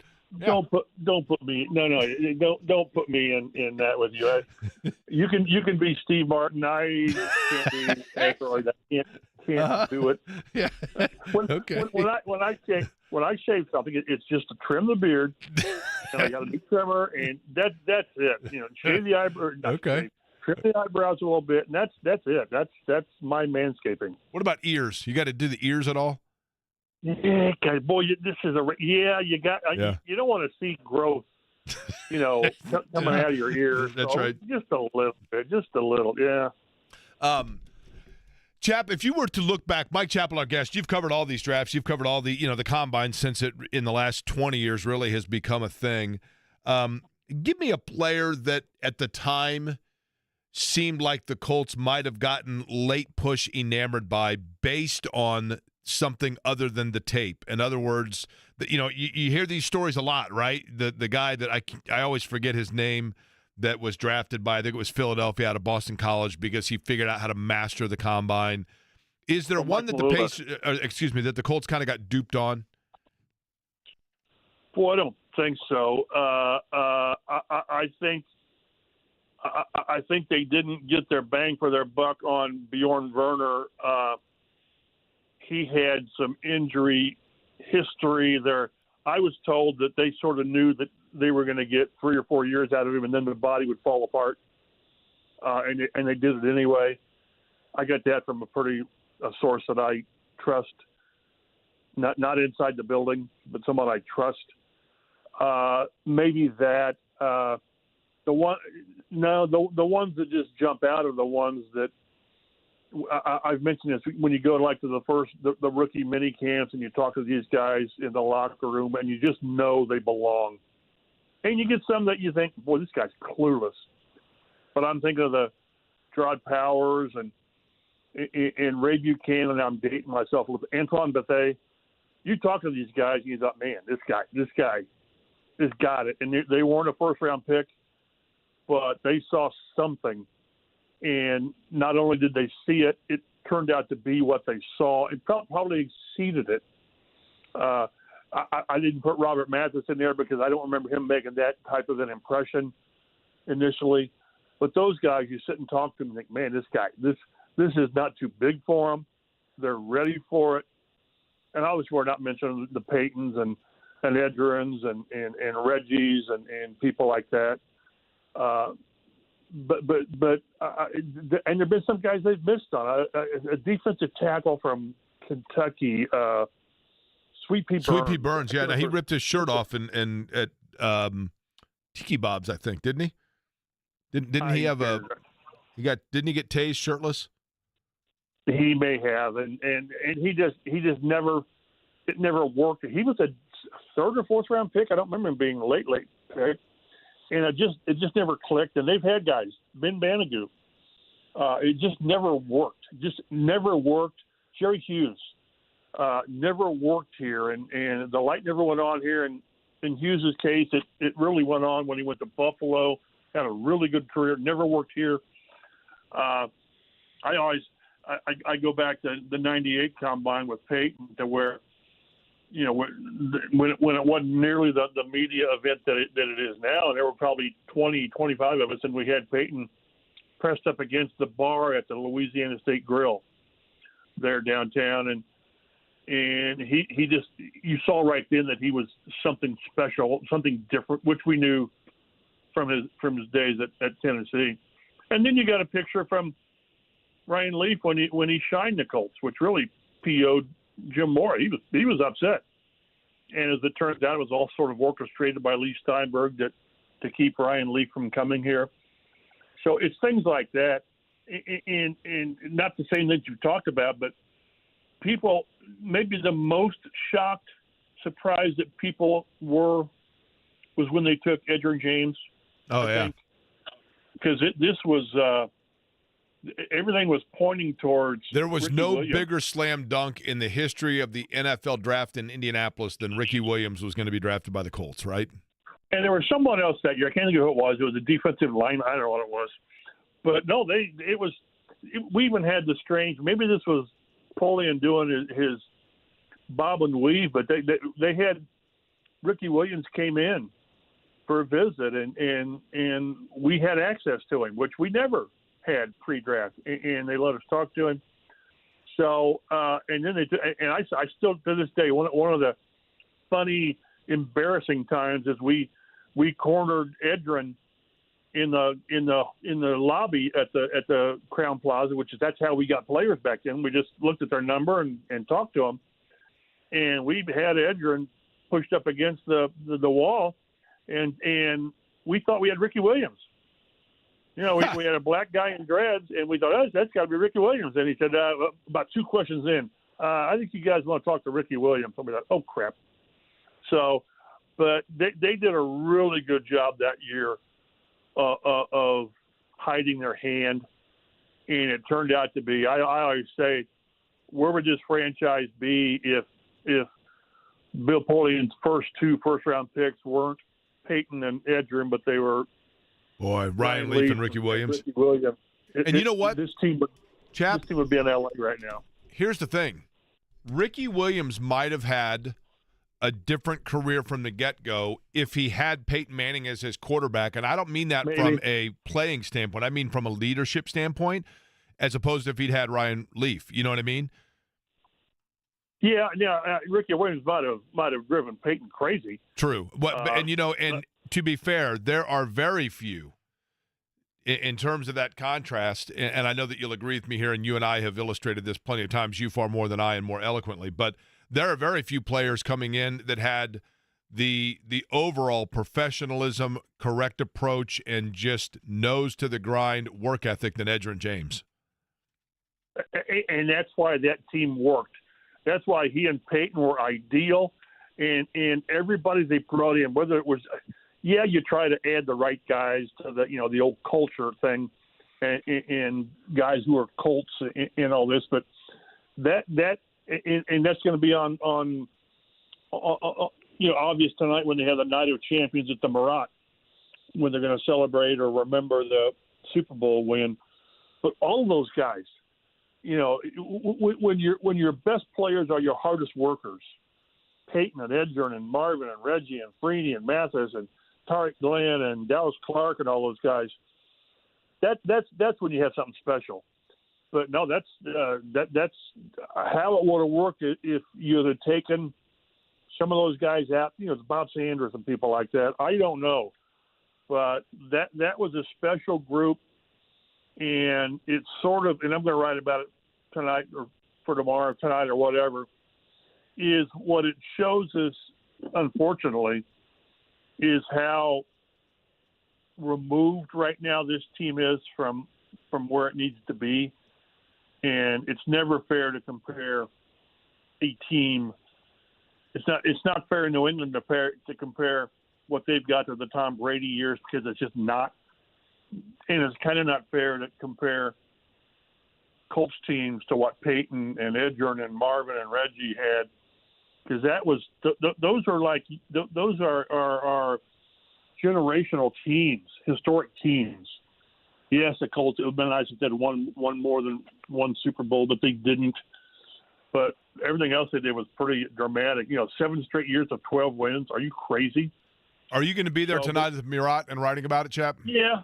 It's going to be a long night. We get some of these guys early. We're going to get Peyton early, and then the event's at 7:00. And so it'll be a long night there. But if I get there early enough and can get a good parking spot, I won't complain too badly.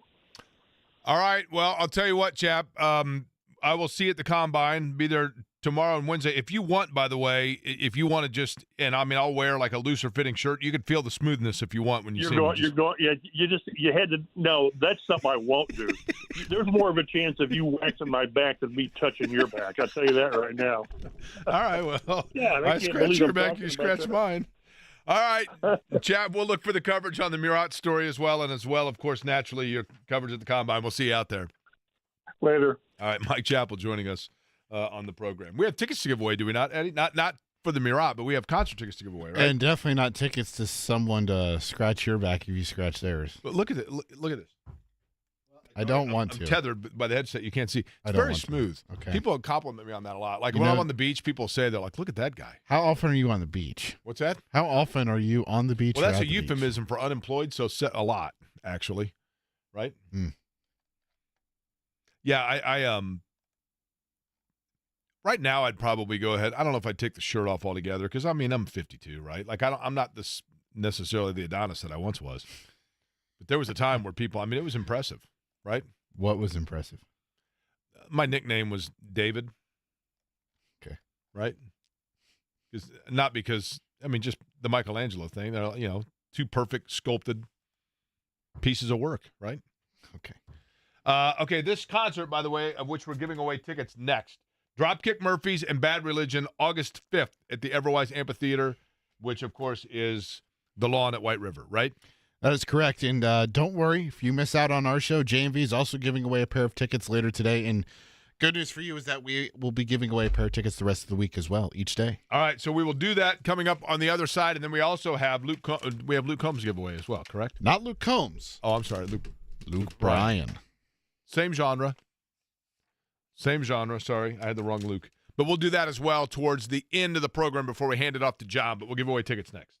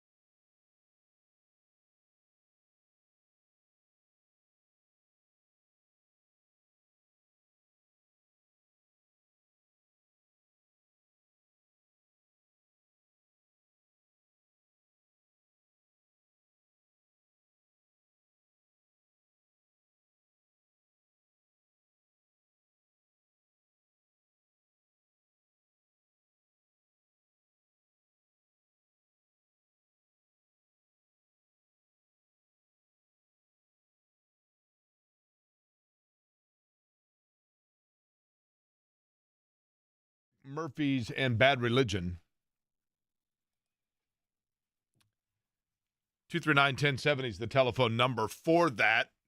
We'll let Eddie, as the man flying the ship here. It wouldn't be flying the ship. Flying the plane sounds weird. Manning the ship at the controls. What term are we using here, Eddie, in terms of your role within the company? At the controls sounds appropriate. Okay.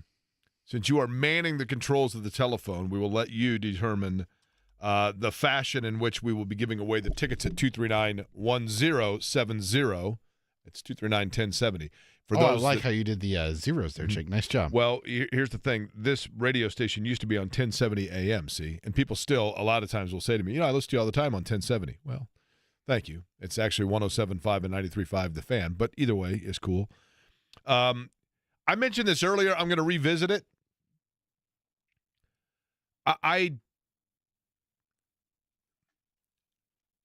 know this sounds weird, and I know it sounds petty, but I thought it was hokey. That's the word that I've decided to go with, as to not be completely over the top and a killer of all things fun.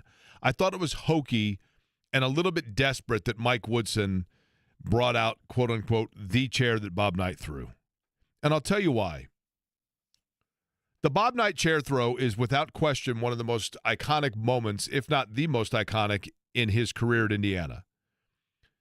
Pulling his team off the floor against the Russians, the Connie Chung quote, and the alleged throwing a fan in the trash can in the 81 Final Four against LSU, and the bullwhip in the 92 Final Four. Those are all images that were the Bob Knight, the bad side, if you will, the one that detractors always wanted to bring up. And the chair itself, I don't know that anybody who wasn't around then can understand the polarizing nature by what the chair throw meant. I mean, I remember a guy getting on the local news because he hung a chair from his flagpole above the American flag. Literally anywhere you went, they sold. I remember buying a little small, it was a red sponge-like chair. It had the IU logo on it, and it said, if the ref's unfair, don't sit and swear, throw your chair, and you were supposed to throw it at the TV during games. I mean, it was huge. But as time went on, and Bob Knight's career came to an end in Indiana, and then everybody kind of moved on from, not from his career, because he was, it was a career of greatness for sure, and one that people most took pride in. But with that, I think Indiana fans, for the most part, even though recognizing the chair and talking about the chair and kind of poking fun of it is still there, I think it's something that largely a lot of Indiana fans have just kind of moved on from. And here's the thing. I think there was a little bit of self-own there. And I don't mean this to poo-poo on the parade of the fact that Indiana is playing decent, and they may well make the tournament now if they can finish strong here. And it was wonderful to beat Purdue for Indiana fans. That's tremendous.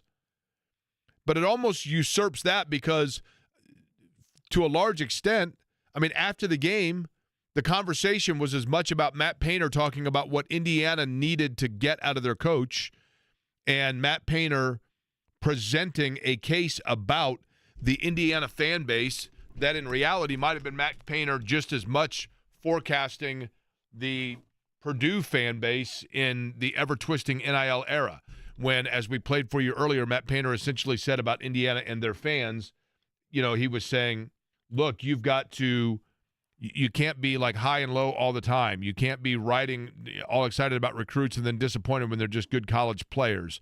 And you can't be constantly badgering your program, basically. You've got to be more supportive of the coach, the athletic director, the players.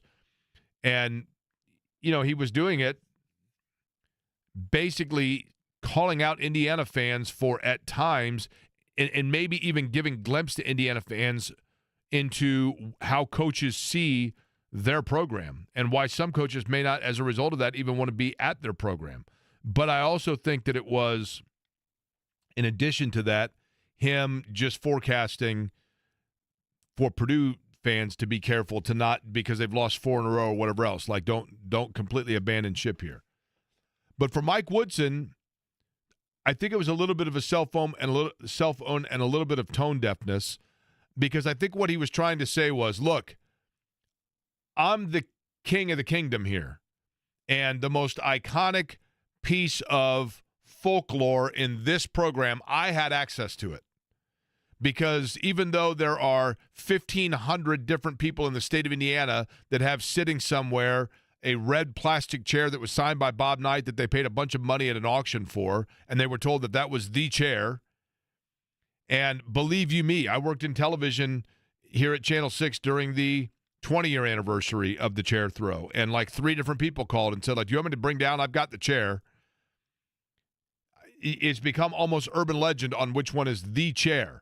And for Mike Woodson to be like, no, this is the chair. And I'm going to pay great tribute to Coach Knight by sitting in the chair on the 40th anniversary against Purdue. Well, that game in 1985, where Bob Knight threw the chair, A, Indiana lost, and B, that was a season where Indiana came into that 85 season, ranked in the top 5. They were coming off of the Elite 8 run where they lost to Virginia in the Southeast Regional Finals, 50-48, mind you. Then they added Delray Brooks, one of only 2 high school players, along with Danny Manning, to be invited to the 84 Olympic tryouts. They had Steve Alford returning, who was on that Olympic team. They had Uwe Blop as a senior. And they had a prominent recruiting class that featured either as freshmen or sophomores. You know, Marty Simmons was a return young player, and Mike Giomi was there, and you know, these guys were young players, but then they added Steve Isle and Joe Hillman, and like I said, Delray Brooks.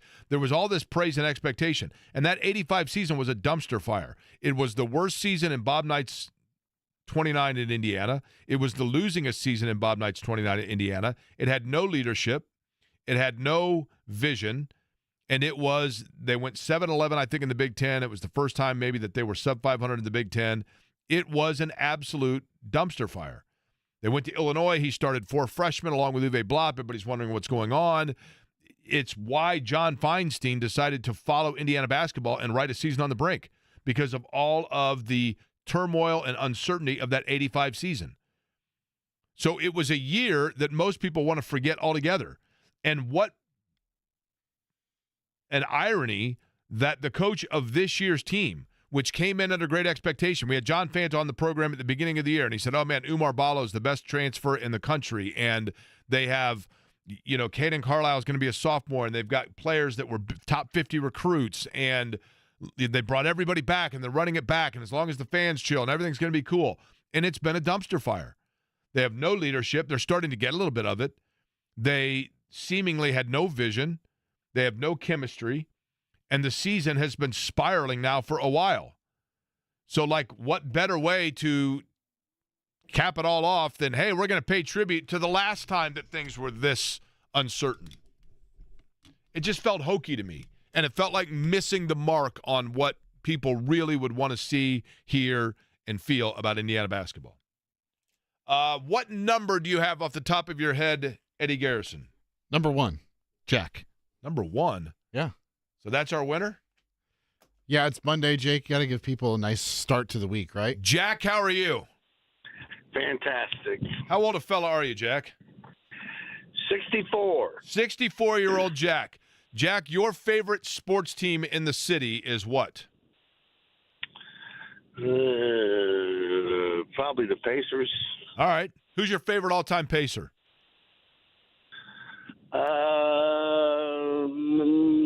Probably Roger Brown or Raja, Mel man. Daniels. Yeah, that's good. Those are 2 solid ones, man. It's 2 solid ones.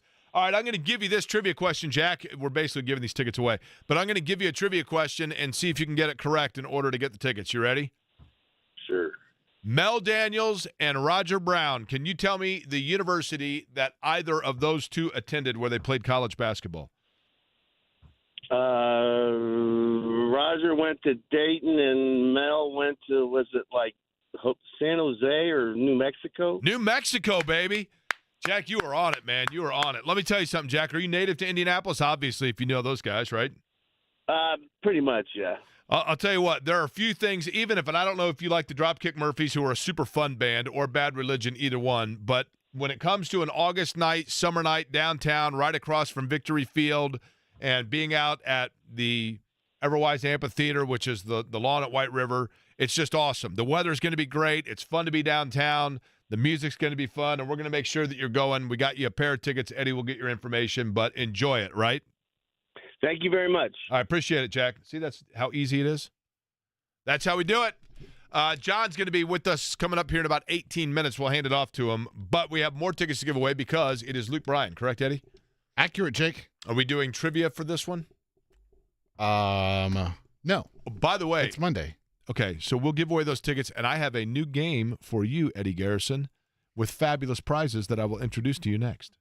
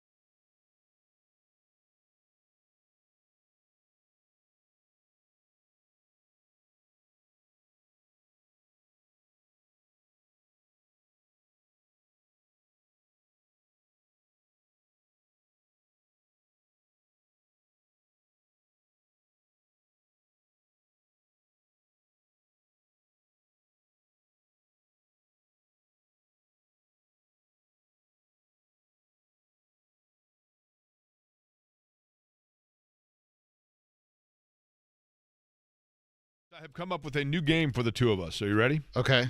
And I have decided that we will incorporate listeners into this. Okay. Now, we don't have anything to give away, obviously, other than tickets here. But so I have looked up for the upcoming Major League Baseball season, the projected over-under in terms of wins. Okay. And I've come up with the following teams that have sub-500 seasons prognosticated. Okay? The A's, the White Sox, the Rockies, Angels, Marlins, Nationals, Blue Jays, Cardinals, Pirates, Reds. Okay. Now, the way I've done this is I took from one of the apps 3 different combos that total the same within a half a game of each other, the same total number. So you are going to pick one of these combos that you get, and then at the end of the year, whichever one has the combo between the 2 teams that has the higher win total wins the fabulous prize. Oh, and boy. we're going to incorporate a listener on this, too. We're not going to pick the teams now, but here are the combos. Okay. Okay? You can pick the Nats and Rockies, the White Sox and Reds, or the Marlins and Angels. Oh, good Lord.